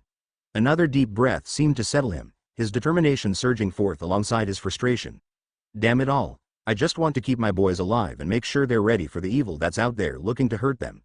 If Dean needs a wall to protect him from his emotions, then he sure as hell better learn how to build it, 'cause he can't be Mary's son anymore, and that's just fact." Dean swallowed hard as he stood just beyond the doorway, intently listening and absorbing the information provided. "That's the answer. I just need to build a wall around my heart. Then I can make Dad proud. Then I can do my duty and protect Sammy." He stood there for a few minutes, contemplating his course of action, knowing it wouldn't be easy, but then again, nothing was easy for the Winchesters. He had come to expect that. "Daddy?" Sammy appeared out of nowhere in the doorway, staring in at his dad and Pastor Jim. Dean quickly walked in behind him, grabbing his hand and preparing to lead him away so Dad and Jim could finish their conversation. "Sorry, Dad. He just wanted to say goodnight." "Hey, boys, how long you been there?" "I just got here," Sammy started before Dean cut him off, unsure what he might reveal. Dean gently prodded his brother, "Why don't you say goodnight, Sammy, and then I'll read your story." Sammy smiled up at his big brother, content for another round of Bambi. "Night, Dad, night, Pastor Jim." "Night, kiddo. You head on up to bed, I want to talk with your brother." Sammy padded off up the stairs to the guest bedroom and John turned to his older son, concern stretched across his face. "How long were you there, Dean?" Dean hated lying to his dad, he couldn't remember when he ever had before, but somehow he knew he wouldn't be telling the truth now, not after what he just heard. "Not long," intent eyes stared at the two men. Hungry ears had devoured their words and the concerns behind them, but he would never tell. He knew how to keep a secret. "Dean, you head on up to bed too. We're leaving in the morning." "Yes, sir." Dean saw the hope escape from Pastor Jim's eyes, and he was truly sorry the preacher was worried about him, but he knew his fears were groundless. Dean had his answer, and he was sure he could handle the next hunt. He just had to harden his heart to the pain and do what needed doing. He was sure he could construct that wall to hide behind. I mean, how hard can it be? He slowly climbed the stairs, determined to be a warrior and make his dad proud. And make mom proud. 'Cause I'm gonna do whatever it takes to take care of Sammy. After Dean left, Jim tried one last plea. John, why don't you leave the boys with me while you hunt this thing? No, I want them with me. He then shot the pastor a look that didn't belong in a church as he pointedly added, besides, I don't want you poisoning Dean's mind with your crap. Jim knew he had taken a huge risk when he voiced his concerns to John, and now he feared the boys would be paying the price. John was nothing if not obstinate. But they'll be alone at the motel, they won't be with you. John, please leave them with me. I won't say any more to Dean. The job won't take long, and then I'll be back with them. John, please. Reconsider. I told you, Jim, I want them with me. Didn't you learn anything from that Striga? John stiffened. A cold hard look of determination crossed his face as a frigid gaze turned back on the preacher. A tender nerve had been struck, but he was a Winchester, and when threatened, they strike back, more venomous than a deadly cobra. A firm voice answered, slow and sure, each word carefully thought out and delivered with a methodical, cutting tone. Question is, Jim, what did Dean learn? John, he's still a boy. What do you expect from him? I expect he'll follow orders, and I expect he'll protect his brother. You're right, he probably will, but is that fair? John sighed, weary of this debate and tired of the 1,000 questions the preacher was battering him with. Questions he had already confronted in his own mind. Questions that only had one answer. Not a popular answer for any of the parties involved, but such was the fate of the Winchesters. This is just Dean's destiny. Fair? Who said it was fair? I never said it was fair. Hell, Jim, nothing's been fair since Mary died. It's a goddamn shame, but that's just the way the cards were dealt. Dean has to step it up a notch. Sammy's lucky, he can be a kid for a bit longer 'cause he has Dean. And Dean? Doesn't Dean have you? Pastor Jim was trying to reason, trying to find some argument that John would listen to, desperately trying to save Dean, but failing miserably. It's not the same. I'm not there all the time. There's a greater chance that I'm not gonna be there when they need me. What are you saying, John? I'm saying this is a dangerous gig. If I buy the farm, then it's all gonna depend on Dean, and he'd better be ready. 'Cause the demon sure as hell isn't gonna give him time to grow up. But how can you expect that of him? He is a child, John, Pastor Jim reasoned. Not anymore. He can't be. I can't let him be. He's a soldier now, and he will do his duty, John replied with a forceful tone, a righteous voice, a determined stance to his body that warned the preacher he was not about to change his mind on this point. Dean, I don't want to leave. Why do we always leave? Sammy, Dad has work he needs to do. It's important, you know that. Why don't we have a home? Why don't I go to school? You said I should start school. Why can't I? Dean lay next to his brother on Pastor Jim's old antique bed, snuggled in under an old worn quilt, gently stroking his brother's long hair, wondering how he could explain it to him. It all seemed so basic to Dean, so clear. Duty. Honor. Purpose. Evil was out there, waiting to inflict terrible wrath on the innocents. Few people in this world even knew of the evil, much less had the training or courage to stand up and face it. There was a war brewing, and the Winchesters were soldiers ready to do battle. It was the right thing to do, the honorable course, and it was the only thing that gave him a measure of comfort when he remembered losing his mom to that evil. Dean couldn't imagine ignoring the obvious and living a normal life. To him, that was the irrational response, the fool's choice. Sammy, I know it doesn't seem fair sometimes, but it's important. Dad and I are soldiers and we're at war. Can you understand that? We have to do our job or people could get hurt. Like Mom got hurt? Dean's heart clenched and his eyes once more swam in liquid pools of green. He steadied his voice as he tentatively raised up his wall, his protective shell shifting into place, trying it out for the first time.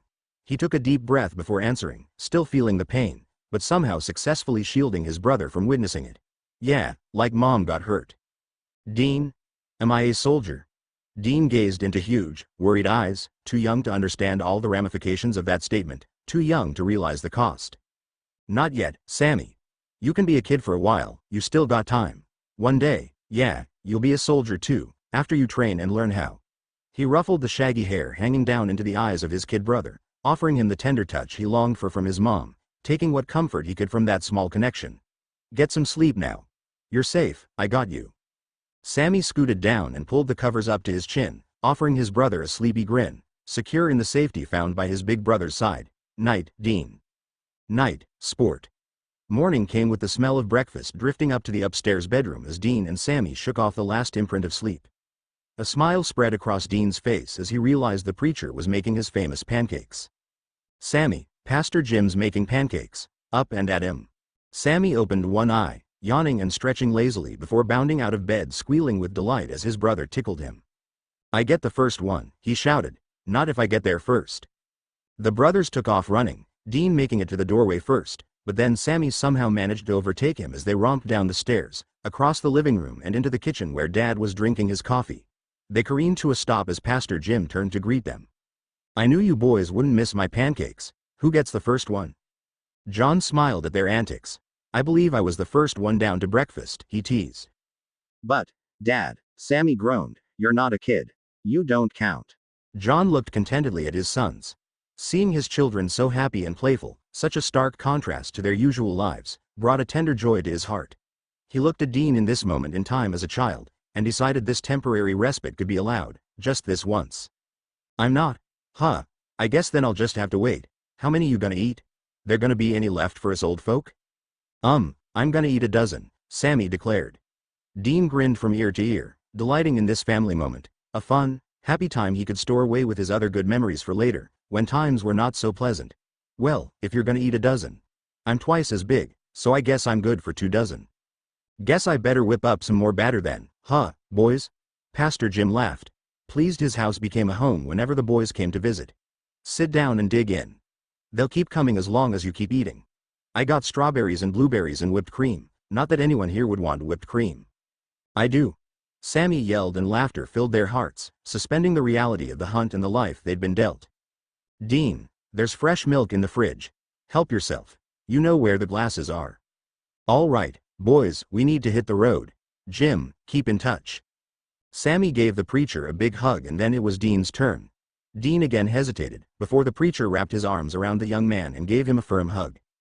Dean clasped his arms around the old friend, knowing this would be the last touch he could expect for the foreseeable future, besides the obvious embrace of the little squirt beside him.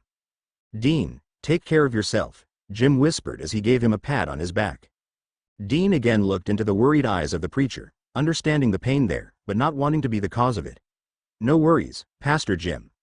I'm good, and I'm going to take care of Sammy. We'll be fine. And then he smiled his most confident, cocky grin that proclaimed to the masses that Dean Winchester had the world on a string. 10 miles down the road, John finally spoke to his boys. I've got a job about 2 hours north of here. We'll find a motel nearby and you boys can wait it out. Shouldn't take long. John settled in for the ride, shifting down in the seat to get comfortable. Dean, how's the wrist? You sure you don't need the pain meds? Nah, I'm good. Dean puzzled for a moment before he asked the question. You need any help on the gig? John looked up from the road to study his sons in the rearview mirror.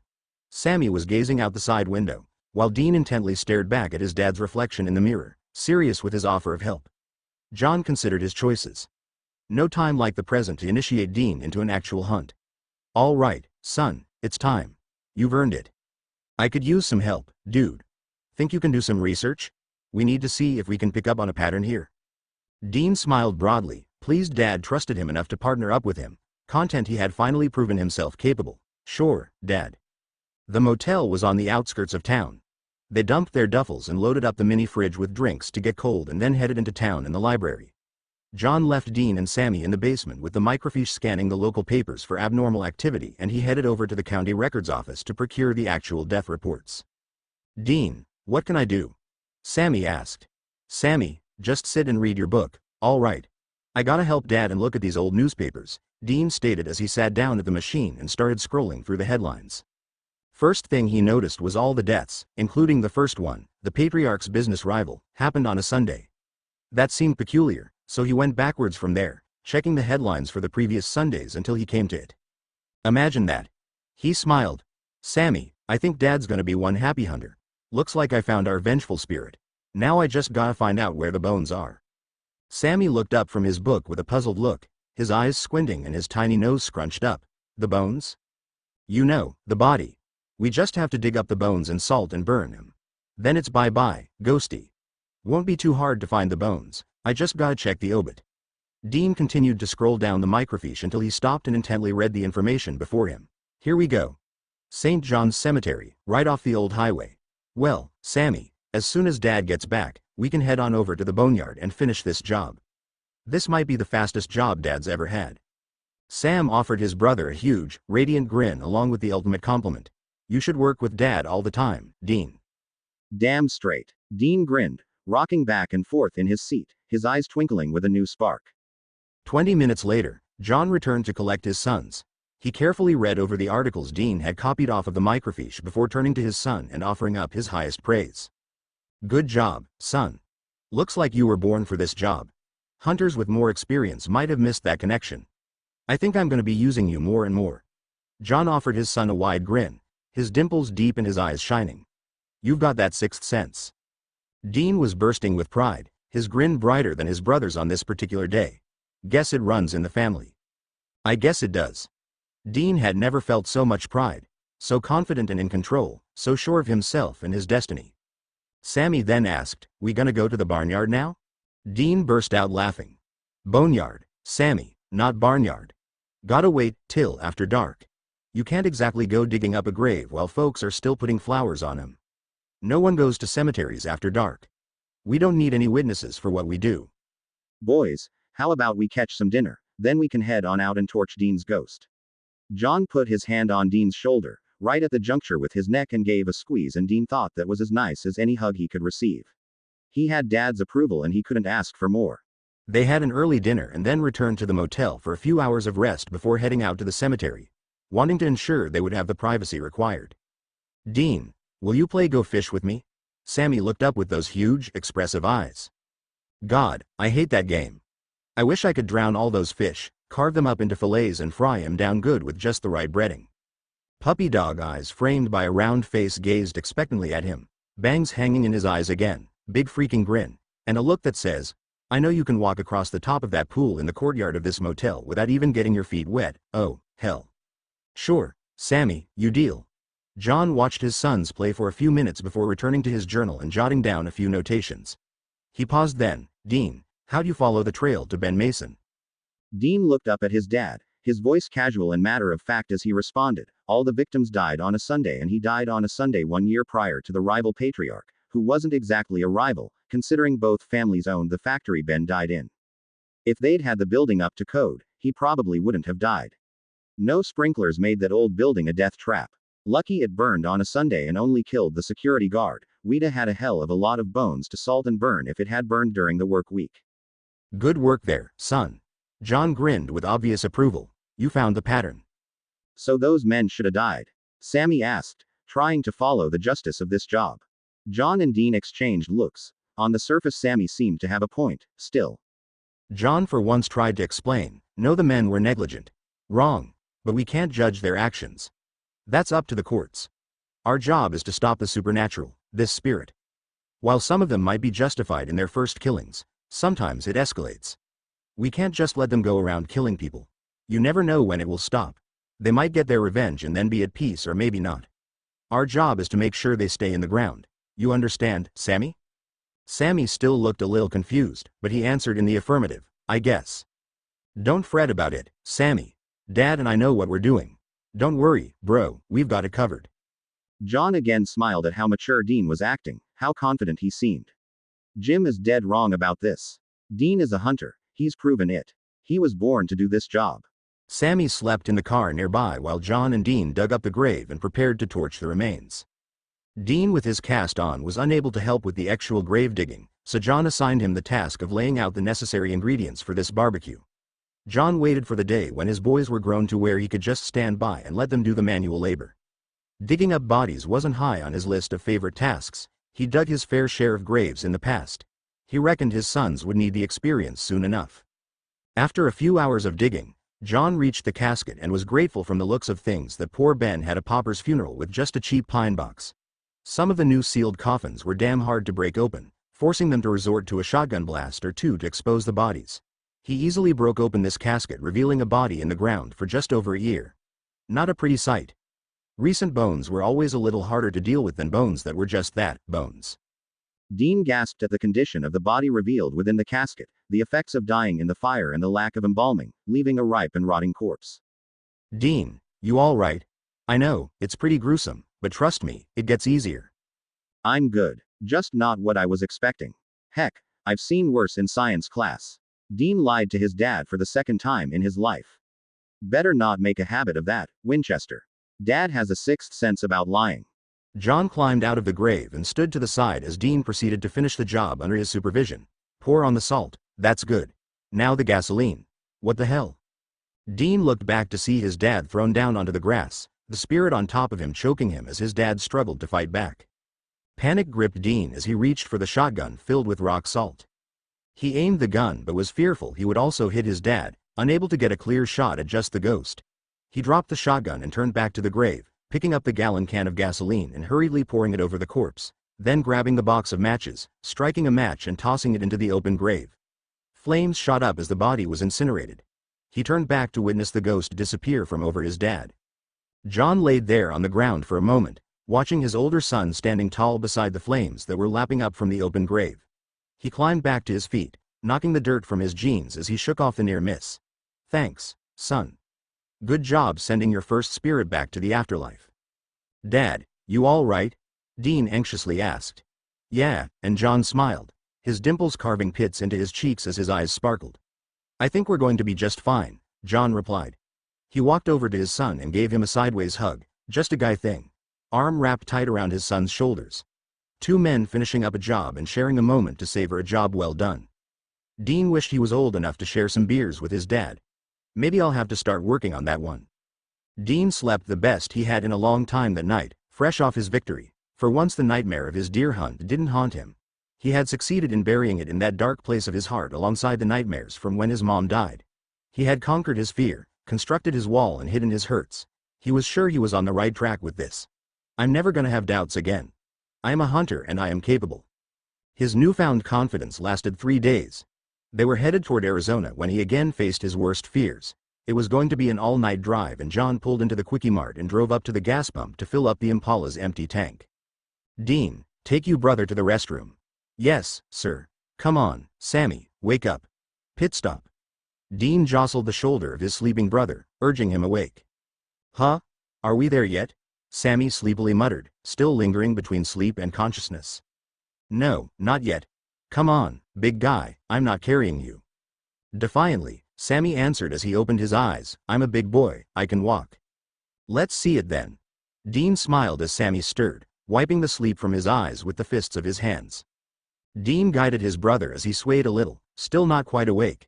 They were almost to the door when a tall, heavy-set man knocked into Dean as he moved past them, entering the mart and letting the swinging door slam back right into the young boys' faces. Dean caught the door just before it could knock Sammy over.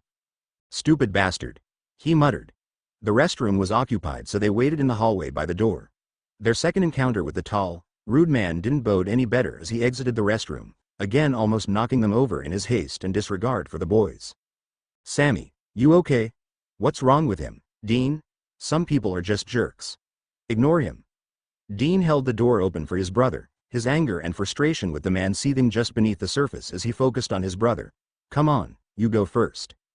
After they used the restroom, Dean let Sammy wander the aisles of the store. The younger boy stopped by the candy bars and looked longingly at a Butterfingers bar. Dean immediately focused on what drew his brother's interest. You want some candy, Sammy? How much it cost? Dean tapped the barcode label beneath the candy. See, it says right here, can you read it? Squinting and leaning forward, Sam proudly proclaimed, 49. He looked up with quizzical eyes.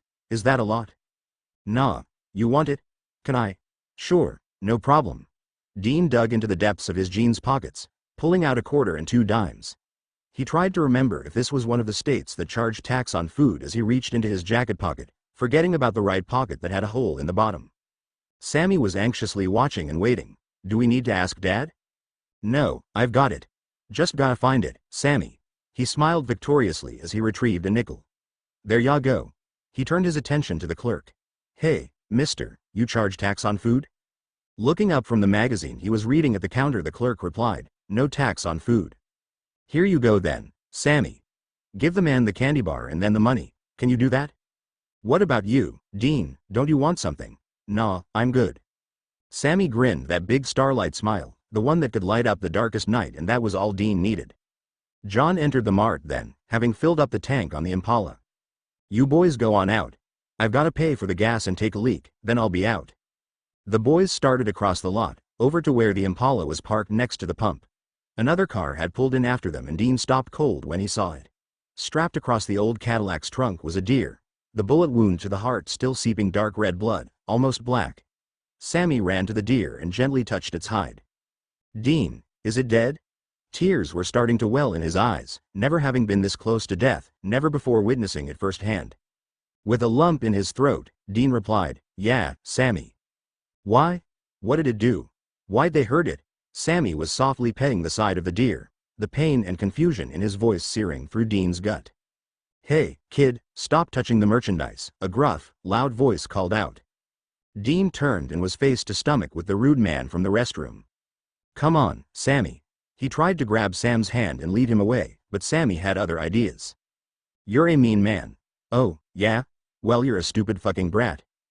Don't you talk to my brother like that, Dean shouted, moving beside his little brother, his hand outstretched protectively on his shoulder. Or what? With cold determination the boy answered, or I'll have to teach you some manners. Growling out his response, the man seemed to grow even taller. Kid, I could squash you with one fist. Leave him alone, you bastard, Sammy yelled as he took a step toward him. You got a foul mouth there, kid. Someone ought to teach you some manners. And then the man grabbed hold of Sammy and shook him before tossing him away from his car and the deer. Sammy stumbled and fell backward against the hood of the Impala as Dean came rushing to his side. Sammy, you hurt? He's mean, Dean. And then Sammy started to full-out cry. Quit bawling, you little bastard, the man spat out. Dean turned cold as the frigid, snow-capped peaks of the mountain. He turned to the man with pure hate in his eyes as he spoke. You son of a bitch, you better stay the hell away from my brother or I'm gonna make you pay. Fury was in the man's eyes as his hand whipped out and broadsided Dean's face. Dean staggered from the impact as blood pooled in his mouth. Shut your mouth, you little shit. What the hell you gonna do to me? He taunted. Get the hell away from me, kid. Dean stood tall, not backing down from this man at all, which only aggravated the man more. He quickly came back with another hard blow against Dean's jaw, knocking him back 3 steps and then to the ground. Satisfied that he had taught these boys a lesson, he turned back and started to fuel his car. Dean knelt on the ground, his right hand braced on the pavement, trying to shake the dizziness that rang through his head. He slowly returned to his feet and only momentarily staggered as he reached out to steady himself against the fender of the Impala. This brute was huge and imposing, and he knew firsthand he was ruthless and cruel, a frightful foe. His heart hammered in his chest and he felt the terror growing. He had to protect Sammy, he had to be strong. Remember that, Winchester, fear can make you stronger, as long as you don't let it control you, make you hesitate. Use it, use the adrenaline, use the panic. Control it, wield it like a weapon. A new calm enveloped him and he knew he could master his fear, he just needed to focus. He had a job to do. With hunter determination, he reached for the door of the Impala, climbed in across the seat and pulled the loaded Ruger from the glove box. His hand was shaking, but his determination was controlling his actions. He purposely walked to the front of the car and held up the gun with a two-handed grip as best he could with the cast on, locked his arms and leveled it straight at the man's broad chest. At that close range and with a target that wide, even a little shake to his aim wouldn't stop the bullet from being deadly, Dean was sure of that. Damn. Kid, just put the gun down before it goes off, you don't want to do this. Wanna bet? Steely, distant look to his eyes, his words cold and stark. Apologize to my brother. Like hell. He needs to learn some manners. This guy was now officially a stupid son of a bitch, not yet believing how deep he was immersed in danger, how deadly this boy before him could be, how he was standing on the very brink of oblivion. I said, apologize, sorry, I'm not feeling it. Say it like you mean it or I swear to God. Sorry, kid. John was placing his fraudulent credit card back in his wallet as he walked toward the front door, and just as his hand reached out to open the door, he spotted the altercation in the lot by the Impala. Holy crap. He pushed past the couple trying to enter and ran full out across the lot, careening past the other cars, rounding the last row of pumps, almost reaching his sons, before he heard the shot. His heart was beating out of his chest as he stood gasping at the scene unfurled before him. Dean was standing there with the gun still in his hands, a shattered look in his eyes, blood dripping from his nose and mouth. Sammy was crying and screaming his brother's name. John took in the situation and did the only thing a father could. he grabbed up Sammy and threw him in the back seat while simultaneously yelling at Dean.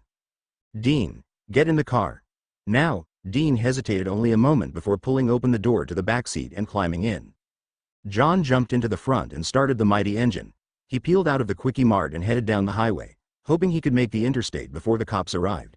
In that moment, he cursed driving such a recognizable car, hoping that at that hour of the night there would be few witnesses and further hoping they would demonstrate the standard lack of willingness to get involved. "Dean, what happened?" "He hurt Sammy." And John knew that was all it would take. Dean had obviously taken at least one punch, if not more. "Damn, I'd have killed that son of a bitch myself for touching my son, but that hadn't precipitated the shot." "No. Dean was protecting Sammy, just like I trained him." John looked at his older son's face in the rearview mirror. The strong, determined jut of his jaw in sharp contrast to the lost, empty look of his expressive eyes as he sat soldier rigidly, with his right arm wrapped protectively around his still sobbing brother. John hoped to God Pastor Jim wasn't right, that Dean wasn't as sensitive as he thought, 'cause he sure as hell needed to be strong now. Dean would protect Sammy to the death, that was now painfully evident. Maybe I have pushed him too hard, maybe he is too young to know how far to go, to know the boundaries, the right and wrong of it. Damn it all, this isn't his fault, it's mine. Maybe I do need to give him just a little more time. We better hole up somewhere, we're too exposed out here on the highway. You almost bought the farm there, you'd have been dust without me. I had it covered." A confident, exasperated tone resonated in Dean's voice. "You know I do have a few years' experience hunting these evil sons of bitches. Not to mention those extra years while you played Joe College." "Yeah? Well, you looked a little rusty there, Rambo." "Whatever, dude. I'm just saying, good thing you had backup." "So, you're glad I hauled your ass out of Wussy U?" Sam looked at his brother with amusement, glad he had been there this time to save him from injury or worse. Thankful his brother was alive and well and still could be relied upon to be that habitual pain in the butt. Remembering all the times Dean had saved him and grateful he could return the favor. "You do make life more stimulating," Sam relented. Stimulating, huh? Guess that means I got the old blood flowing, Dean replied, smugly pleased with himself and the adventures he was showing his wayward brother, thankful Sam had not forgotten all his training in his years away from the fight. "Quiet is nice, too, you know. Maybe we slow it down and enjoy the season for once." "What? You lookin' to go all merry and ho-ho-ho-ing?" Deliberate pause for effect. "Hey, I wonder if Santa knows all the definitions of ho?" Wicked grin now, followed by smacking lips, as he considered those cute little Santa's helpers that always populated the malls at this time of the year. Might have known you could debase even Santa. "What? Me?" Mock, offended posturing topped off with a sly grin. "Yeah, like I believe you're offended, never mind." Dean gave his brother one of his most radiant smiles, his dimples fixed while his eyes glimmered with a strange mix of mischief and contentment, fully enjoying this exchange. "Hungry? Starved? Yeah, nothing like a little righteous slaying to wake up the old taste buds. Alrighty then, here we go." Dean pulled off the highway into the dirt parking lot at Ma's Diner, a rustic structure perched to the side of the old highway, long forgotten when the interstate took all the traffic away and now surviving on the locals and adventurous tourists who sought out the country lifestyle. "Looks like we found us some down-home cooking," Dean cheerfully announced. "It's got to be better than the fast food joints or microwaving that garbage at the Quickie Mart," Sam agreed. Dean drove past a fair share of cars parked outside the establishment. "Looks like the locals like it." He parked off to the side of the diner and jumped out. As the brothers walked up to the entrance, Dean's attention was diverted by an early model white Cadillac, maybe a '74, parked up by the old highway and illuminated by the only street light for a mile. A deer carcass was roped down across the trunk, the blood of the animal still seeping out and running dark against the hide. A familiar sight, too familiar. How long had I been? Another lifetime, perhaps. Sam stopped walking when he discovered he had lost his brother. He turned and noticed the caddy for the first time, also struck by the familiarity, but not quite remembering. His brother was standing next to the deer, an eerie calm to the scene, a pensive look partially obscured by the shadows falling across his face. "Dean, what is it?" "Huh, oh, nothing." Sam felt an edge to his brother now, a noticeable hitch in his voice as he responded to his inquiry. "Dean, what is it?" he repeated, more insistent in his tone as he stood beside his brother. "It's just, never mind, let's get some food." He turned to walk away then, and Sam remembered. "What do I remember? It's all so fuzzy." Dean was upset, mad. Who was he mad at? What happened? He was young, I was just a kid. What? 5 years old? 6, max. I was crying, I was so scared. Dean, what is it? Please, tell me. Anger erupted in Dean, his voice rough, on the brittle edge of something fierce. I told you, Sam, it's nothing. I'm hungry. Let's go. And so the conversation ended before it had even begun. Dean had a habit of shutting Sam down whenever the past was too painful. But what was painful about this? What the hell happened all those years ago? Why can't I remember? Why don't I want to remember? Dean picked up his pace and burst through the door of the diner, quickly scoping out a secluded booth in the back. The waitress nodded to him as if to say, take your pick, so he proceeded down to the booth and settled in. She sauntered over with menus and a coffee pot to fill their cups, offering up the standard pleasantries and informing them she would be back in a few for their order. Dean immediately picked up the menu and started reading, immersed in the text like it would decipher the mysteries of the unknown. Alrighty, then. Hot roast beef sandwich. Remember when Dad used to make us get that? His eyes lost focus as they drifted off, circling the memory, reflecting on a life light years away from here and now. Said it was better than a cheeseburger and fries. Whenever we went to a real sit-down place he wanted us to get something more nutritious. Dean chuckled at the thought. Like he was ever the healthy eater. His mood was noticeably lighter, still it appeared somewhat forced. He seemed half amused by the memory, looking back at those times with a melancholy fondness. Don't you like getting it again sometimes? Sam asked. You know, for old time's sake? Kinda like comfort food. Comfort food? Dean shot back with a heavy dose of doubt. He continued on with more amazement. Are you nuts? I don't know, yeah, maybe, but sometimes it brings back good memories. I thought you didn't have any good memories from those days. Remember, you hated the life. Dean's tone was bitter and unyielding, the stern tilt of his face revealing his annoyance. His eyes were almost accusing, his entire presence throbbing with an underlying tension. Defensively Sam replied, yeah, I hated the life, but I didn't hate my family, and I didn't always hate being out on the road, at least not at first. Sam tensed, pressed by his brother and suddenly unsure what he meant, where exactly they'd veered off course. In the span of a few comments they'd left the safety of a pleasant talk and barreled into this landmine-filled quagmire that seemed poised to swallow his brother in painful memories. Dean stared straight ahead. Really? Could have fooled me. Dean, come on, man. You don't really think that, do you? I don't know, maybe. Dean's eyes were shifting from his brother's intent gaze, nervously searching out something less intrusive to focus on. Hard to know what was going through your warped brain back then. I mean, you were always fighting with Dad, griping about moving around, just generally a pain in the ass. Sam now noticed a real hurt in Dean's voice and he suddenly felt the urge to comfort him, not understanding the whys and what force, just wanting to ease his pain somehow. He offered a slight smile, his tone more tender, trying to weave his way back into the good grace of his brother. I always liked tagging along after you. Always wanted to be around my big brother. Finally, a smile again, hesitant but real. You were a nuisance sometimes, but, you know, not too bad. Dean gave him a slight smirk, a turn of his head as he bowed it down before rising back up with a larger smile embracing his face, the good memories regaining tentative control. Sam grinned at the obvious difficulty Dean had in admitting that. Thinking back they did share some good times. They were just typically overshadowed by the bad, or maybe he had simply allowed the bad times too much influence. Suddenly he had an overwhelming desire to know more about his brother, to examine all those other lives hidden behind the bold facade. Dean, what's the best memory you have from when we were kids? Dean was again reading the menu, distracted, trying to decide what he was going to order. Sam thought he hadn't heard him until he opened his mouth and started to speak, in slow, deliberate words. Words straight from the heart. A memory from the deepest part of his soul. I remember you crawling into my bed every night and me reading you a story. Sam started to laugh, sure Dean was pulling his leg, until the look on Dean's face informed him he was deadly serious, a serene, contented look. Huh, that's your best memory? He asked in wonder. Yep, that's it. Slight smile, his eyes opening up then and offering a glimpse into his soul. The cocky facade momentarily slipping away revealing an honest answer, no clever comeback or smart-ass cover-up, just the simple, unadorned truth. The conversation was interrupted as the waitress came back for their order. Dean ordered the ribeye steak and baked potato loaded with sour cream and bacon bits, and Sam opted for the hot roast beef sandwich with mashed potatoes and gravy, figuring he might as well fully immerse himself in the memories of that time. Once the waitress took the menus, Dean was left with nothing to occupy his attention or hide behind. He suddenly seemed uncomfortable, shifting in the booth, suffering from a strange vulnerability as he nervously avoided Sam's attentive stare. When the intrusion got to be too much he irritably exclaimed, "What? Dude, you were freaking me out with the staring." "I just woulda thought," Sam started. What? Dean tensed, his annoyance spilling into his words. Just spit it out.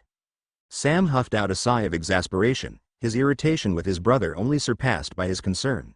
I just would have thought you'd say your first hunt, your first kill, or that time you saved Dad from the poltergeist and was the big hero. Sam shook his head, a tremulous grin trying to break free. You just surprised me.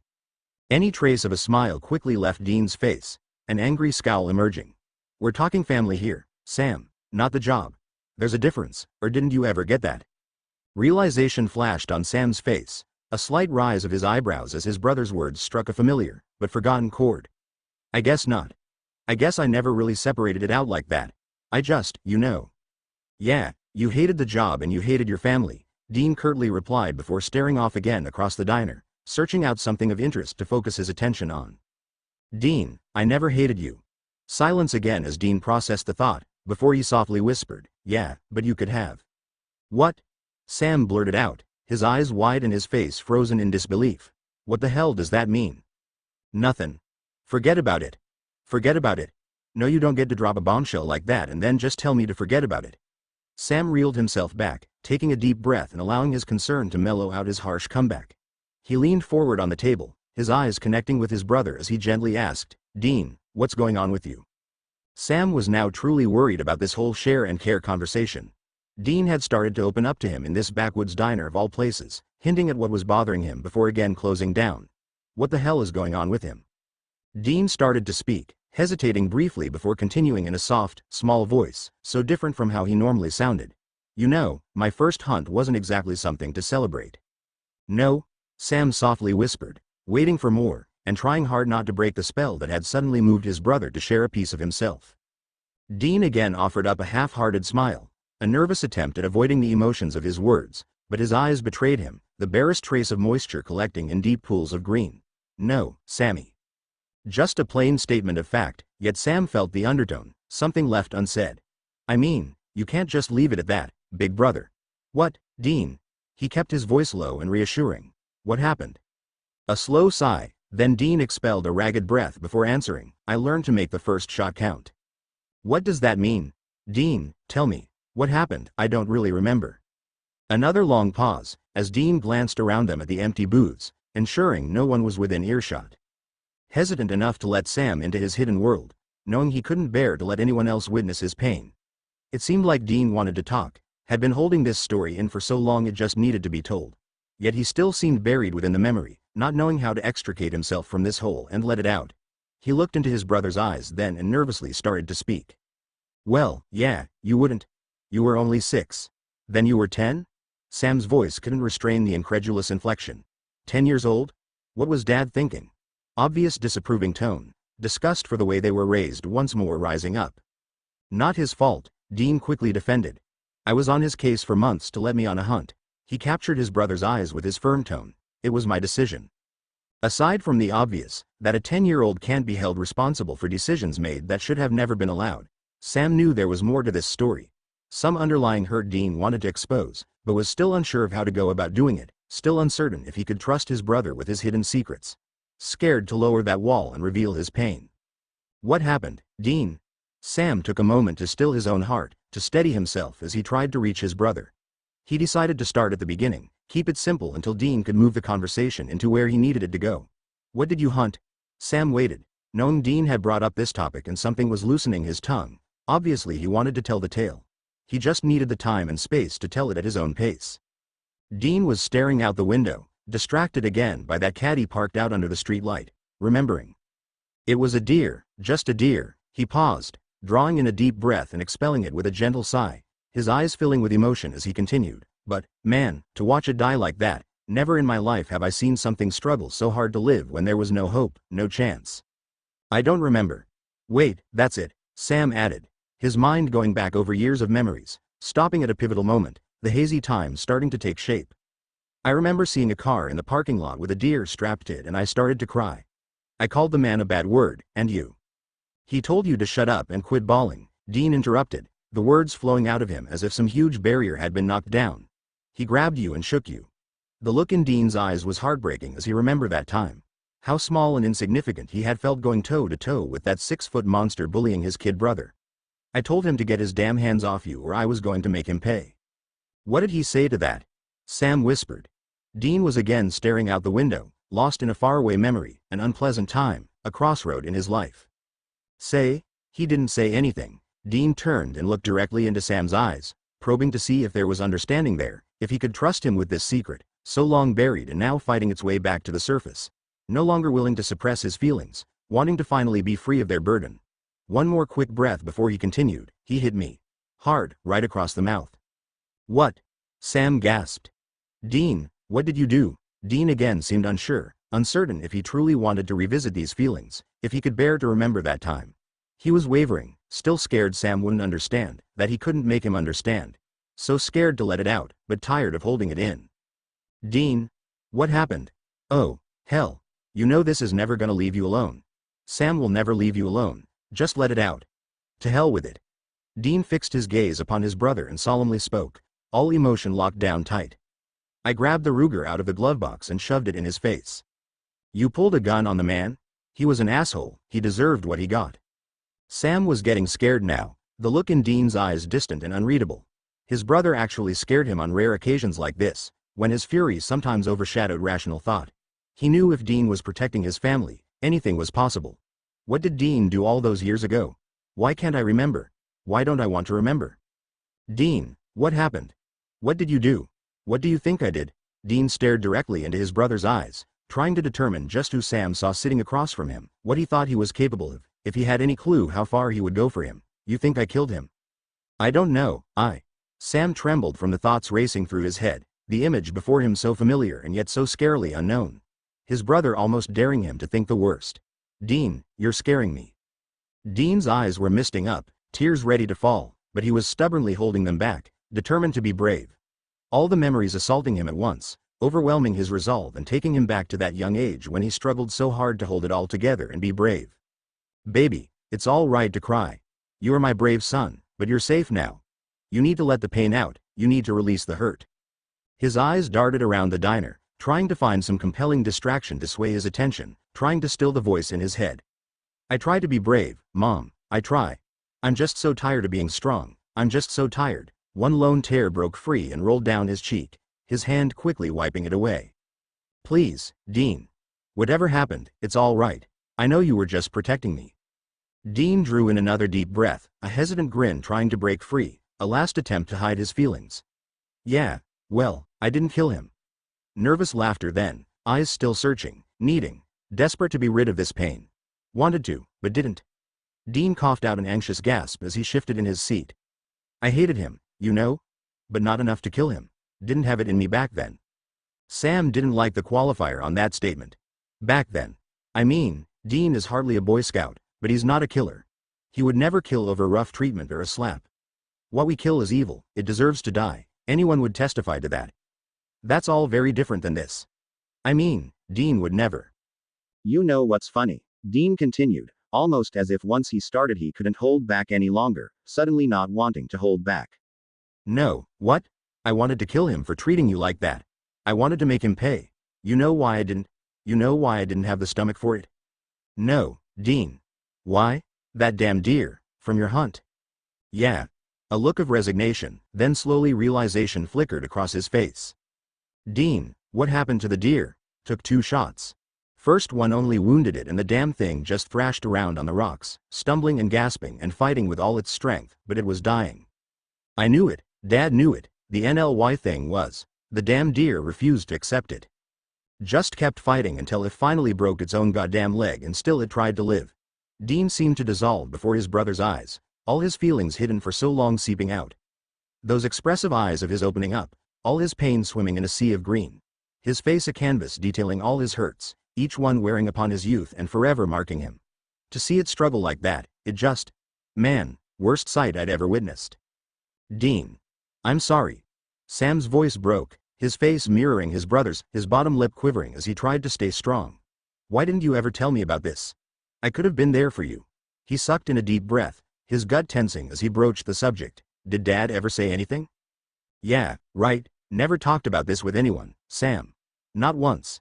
Dean again shifted in his seat, uncomfortable in his skin and being put on display like this. He again tried to cover with a shaky grin. I mean, come on, we're Winchesters, you do the job and you shut up about it. But, Dean, you were just a kid. No, Sam, he snapped, I was a hunter, a soldier. That familiar look was back, the firm, tough stance he'd adopted as a child. His words the same words he'd spoken countless times before, his training trying to rescue him from his candor.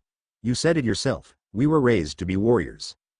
Dean, Sam started, immediately drawn in by the look on his brother's face, the slow dissolve as the warrior was overcome by the boy's emotions. Tenderly he tried to reach him. Dean, you didn't mean for the deer to suffer like that. Despite his determination, the hurt continued to consume the features of his face, his eyes revealing years of pain and guilt and regret as he stated the truth as he saw it. Doesn't matter, the fact is it did suffer and I was the cause. But you were just a kid, it wasn't your fault. Sam's voice edged toward defiance, old battles re-emerging as he fought for his brother. Dad should have never let you go on a hunt at that age. Water under the bridge, Sam, Dean dismissively stated.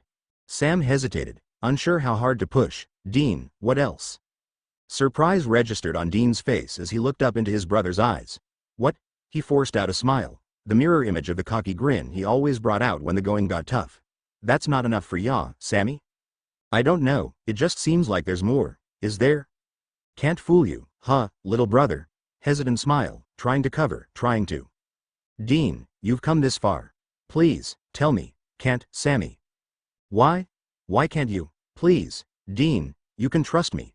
Sensitive puppy dog eyes were pleading, begging for the chance to share whatever pain his brother was feeling. Softly he asked one more time, please, tell me. Trust you, huh? Nervous laughter again, his next words hinging on a lack of belief, and that hurt Sam, more than a harsh word would. Yeah, right. Sam's frustration was growing, bordering on anger as his brother refused to just tell him. He wasn't angry with Dean, he was angry with their lives, their screwed up childhoods, and how it still affected his big brother, wondering what else could have possibly happened to push Dean to this point. What does that mean? You can trust me. What have we been doing this last year if not building trust? I'm your brother, man. Dean's eyes fixed on him. That's why I can't. What? You're not making sense. Sam was struggling here, trying to dig his brother out from under whatever he was feeling, trying to get through to him. Dean, what is it? Oh, hell. He's a pit bull when he gets his mind wrapped around something. I should have known not to start this. He's never going to stop pushing until he knows. Dean straightened up to his full height in the booth, soldier rigid, his jaw set and determined, eyes locked on his brother. Sam waited, knowing it was finally coming and hoping he wouldn't be thrown by it, hoping he could be there for his brother. Damn it, what is it, Dean?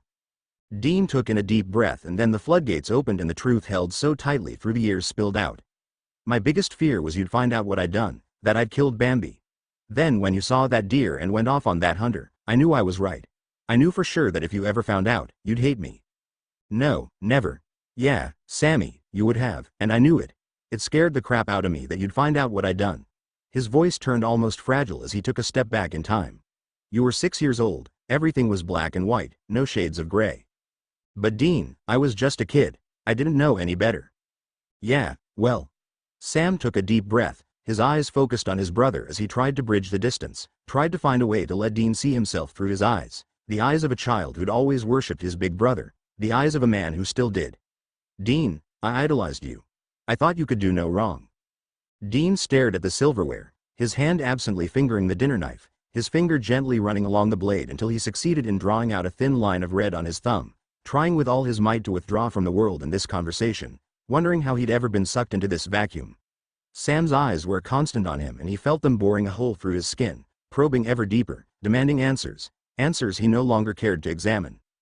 When it appeared no distraction was going to avert Sam's attention, Dean relented and exposed the wound, hoping time had lessened the pain, praying the consequences would not be what he had always feared. Tired of the unbearable suspense, ready to face the inevitable and finally be free of this secret. See, Sammy, that was the problem. You always thought I could do no wrong, but you were wrong. I wasn't perfect, and it terrified me that you would wake up one day and realize it. That you'd see the real me for once and turn away. Dean, why would you think that? A voice steady and sure tried to reassure as he stated the facts as he knew them. I'd never turn away from you. You should know that. Dean looked up at Sam with pain in his eyes. Yeah, right. Dean, why would you say that? Why would you think that? Please, tell me.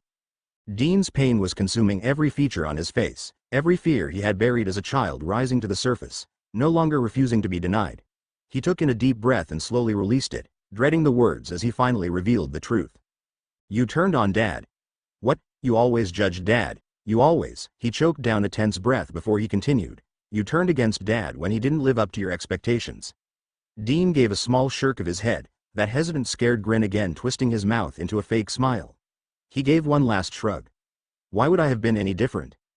But Dean, I wouldn't turn away from you. Dad was different, only now Sam saw it wasn't different, not to a child. It was the same, it was family. And then all the pieces of the puzzle came tumbling down and formed a perfect picture, an undeniable portrait of Dean, shaped in the image of Dad. Why didn't I see it before? Dean's looks may have come from Mom, but Dad was his role model. The parent he had to mold himself after, the man he spent his life emulating. From the hunter attitude to the worn leather jacket to his love of the Impala and countless other similarities, Dean identified with Dad. When I attacked Dad, Dean felt I was attacking him. Dean continued on, his words honest and brutal, finally revealing his fear. Yeah, you would have, and I knew it. I always knew it. You know, I was just a kid, too, you just never saw it. Dean, I'm sorry. I never knew. Dean casually shrugged his shoulders, trying to dismiss the weight still there. Yeah, well, now you do. No biggie. Wonder when our food's coming, I'm starving here. As if on cue, the waitress returned with their food. She placed their plates on the table, reminding them they were hot before checking the order one last email. She then placed the bill in the center of the table and left with a smile. Looks good, dig in. Dean at last had something neutral to occupy his mind and he embraced the chance to abandon this conversation. Sam silently picked up his fork and poked at his food, considering his next course of action. What words would comfort his brother now? Dean had never in his life taken this long to clean his plate. It was almost like he knew the minute he was done and no longer had a focus other than their conversation he would be thrust back into the thick of it. Sam had finished his food and was patiently waiting him out. Not gonna work this time, Dean. We are finishing this and I don't care how long you stall. Dean finally swallowed the last bite and pushed his plate to the side of the table. He reached for the bill then. All right, we better get back on the road if we're gonna make Pittsburgh by morning. Not so fast, Dean. We need to talk. No, Sam, we're done talking. Not hardly, big brother. Dean anxiously looked around the diner. A new couple had recently sat down in a booth just feet from them. The privacy they had previously enjoyed was now gone. Not here. Outside, Dean growled as he gave his brother a firm, no arguments look before rising from the booth, grabbing the bill and proceeding to the cashier by the front door. Sam silently followed, allowing his brother this temporary respite, just until they were outside, determined to finish their talk and resolve this.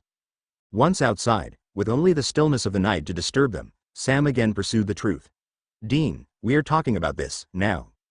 So what exactly do you want to talk about? Dean spat back, his anger barely contained. Why you're still worried about me hating you, turning away from you. Sam, just leave it alone. No, trust me, you don't want to know. Dean again spoke with nervous laughter, still trying to hide the pain he felt, the pain that consumed him. Yes, I do, Sam adamantly replied. Tell me, Sam, you don't live in the real world. You've always been protected. Keep it that way. Just let it be. No, tell me. If something is wrong, I want to know, Sam stubbornly insisted. Yeah, you want to know. Dean shook his head, hundreds of thoughts and fears running through his mind. Trust me, you don't. Just leave it. Damn it, Dean, I am not a kid anymore. Tell me. The weight of the years combining with the relentless probing of his brother finally wore the tentative resolve of Dean down to his breaking point, the point of no return. Weary of the secrets and fears that had buried him within his grief all these years, he was finally ready to just be free of them, once and for all. Okay, you want to know? Think about it real hard, Sammy, 'cause there's no turning back once it's said. The look in Dean's eyes and the tone of his voice all screamed out in anger. Years of pent-up emotion coming to a boil, a dangerous crescendo. We can get in the car right now and never bring this up again. If I were you, that's the door I'd pick. Sam returned the anger, the tension breaking his resolve to maintain his calm. No, you started this, finish it, damn it. Think about it, Sammy, you don't mean that. Yes, I do. Tell me what has you so terrified. Dean was shifting his body again, nervous. Anxious, about to reveal the secret. His eyes looked so haunted, scared, but also steely and determined. What the hell? I'm just so tired of this hanging over my head, tired of the waiting. Killing that deer, disappointing you when you were 6, hell, that's only the beginning. You don't know half the stuff I've done out there on the hunt.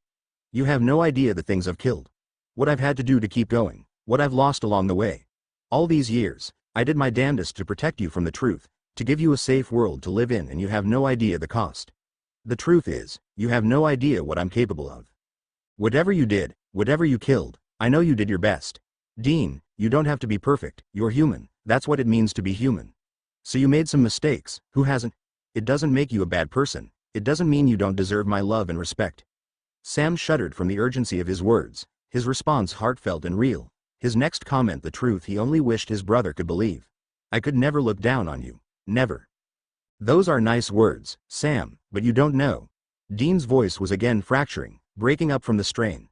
This job, this life, it does stuff to you, and all I've ever wanted was to not disappoint you. Well, then I guess you succeeded, 'cause, Dean, there is nothing you could tell me that would make me disappointed in my big brother. That's just not happening, so you better get used to the idea, 'cause like it or not, there is no way I would ever turn away from you. You are stuck with me, dude. Dean stared at his brother, still buried deep in that hole with his fears, those hollow feelings, still terrified that their closeness, the bond they shared, could disappear in an instant if Sam ever stopped seeing his fearless, bold, protector big brother and saw the fragile, fucked up excuse for a human being Dean Winchester really was. Knowing it would all be over if Sam ever faced all the sordid things he'd done in his life. Time to put the mask back on and hope all my fears are dead wrong, that maybe I can count on him to stand by me regardless. Maybe I'll just have to pretend I believe. Maybe if I pretend hard enough, it will come true. Alrighty, then. His smirk reappeared along with his cocky attitude. Oh, God, now you're threatening me. Damn straight. The brothers shared a smile, tentative but real. Sam knew he had just put a chink in his brother's protective wall. He hadn't yet succeeded in knocking it down, but it was a start. Now that he knew what Dean's fears were, he could keep reassuring him. With time he knew the wall just had to collapse, and he would be there to witness it. Hell, if the Berlin Wall can come down, then I guess the Winchester Wall can't last forever. The quiet, shared moment between them was soon interrupted by the sounds of an argument. They continued across the parking lot towards the sounds, and Dean again paused by the deer strapped to the caddy. This time he wasn't distracted by the deer, but from the altercation rising from the deer. Two PETA supporters had discovered the deer and were arguing with the owner of the caddy. Two sides of a volatile issue were screaming out their beliefs at 10 o'clock at night in a backwater town that's biggest prior controversy was whether the stores should stay open later on the weekend. The hunter was a large brute of a man, looking like he'd failed the 8th grade and gone on to an illustrious career as a gas station attendant. Brains were definitely lacking by the tone of the argument. Just shut the hell up. Sir, you need to consider the animals' rights here. We were not put on this earth to destroy the other animals. We need to live in harmony with them. Oh, hell. You commie liberals or something. Sir, our political affiliation has nothing to do with this conversation, the woman replied. Dean considered these were the most restrained and logical PETA protesters he had ever encountered. Hell, even Dad might not want to shoot them. Without a second thought, Dean leapt into the fray. Look, folks, I doubt you're going to come to an understanding, so why don't you just call it a night? Who the hell are you? The man yelled. Us? Dean comically raised his brow, his dimples flickering above a playful smirk. We're John and Yoko, why don't we just give peace a chance? All right? What the hell? Look, you're never going to agree on this, so just give it up, okay? Son of a bitch. And the brute took a swing at Dean. Dean ducked and the bruiser staggered before regaining his balance.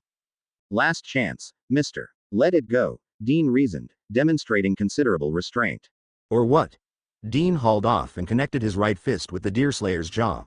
The man's head jerked back, but returned a fierce snarl. He was taller, heavier and had more muscle than Dean. But Dean had 15 years of pent-up pain and anger, and this lucky bastard was the recipient of all that fury. This was no contest, this was a Winchester massacre. 5 minutes later, Dean was bloodied and bruised, but standing victoriously over the unconscious son of a bitch that dared face off against a Winchester. A royally pissed-off Winchester, no less. Or that, and Dean smiled, the left side of his face barely able to subtly turn up in a smile. He turned his attention to the two PETA supporters then. I guess that settles the debate. Ladies. He nodded and turned to walk away. Sam smiled at the efficiency of his brother and the obvious joy he got out of laying out this hunter. Nice job. Thanks. Stupid son of a bitch. Yeah, he should know better than to mess with a Winchester. Ha, he should know you're never gonna get a PETA protester to change their mind. Waste of effort. Gotta learn to just let it go. Good advice. You feel better?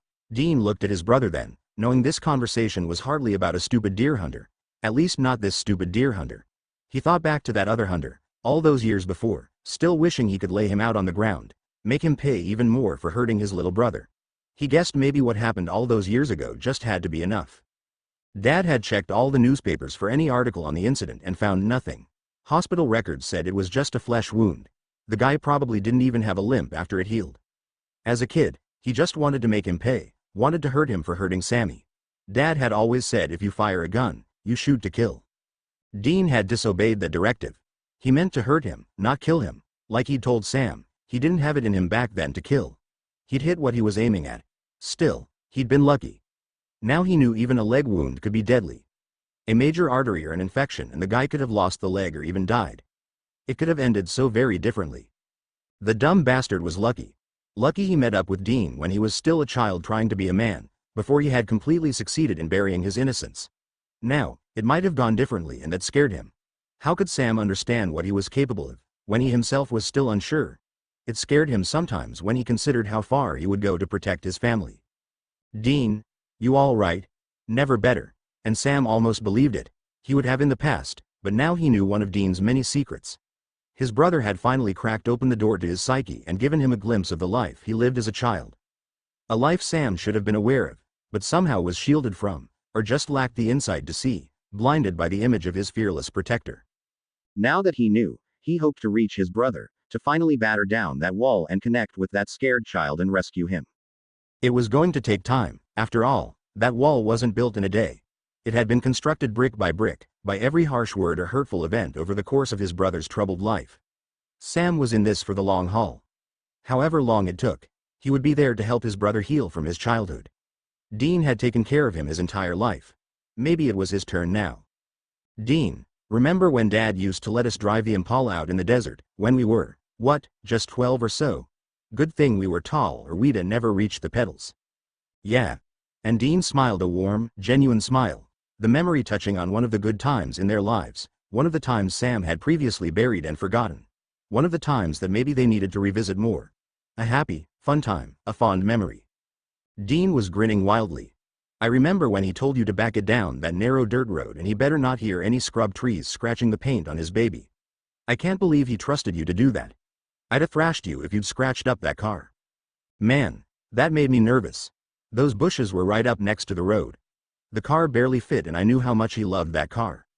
Never as much as you, Sammy. Dean again looked at Sam with moisture in his eyes, a chick flick moment threatening to spill over into this trip down memory lane. Yeah, I know. And Sam grinned. He always knew Dad loved them. He just refused to acknowledge it above all the other crap. Now he realized Dean saw that first and the other stuff was always a distant second. Maybe he should try that perspective for once, focus on the good times. Remember your first 180? Dean smiled his cocky grin, his entire face lighting up at the memory. Good times.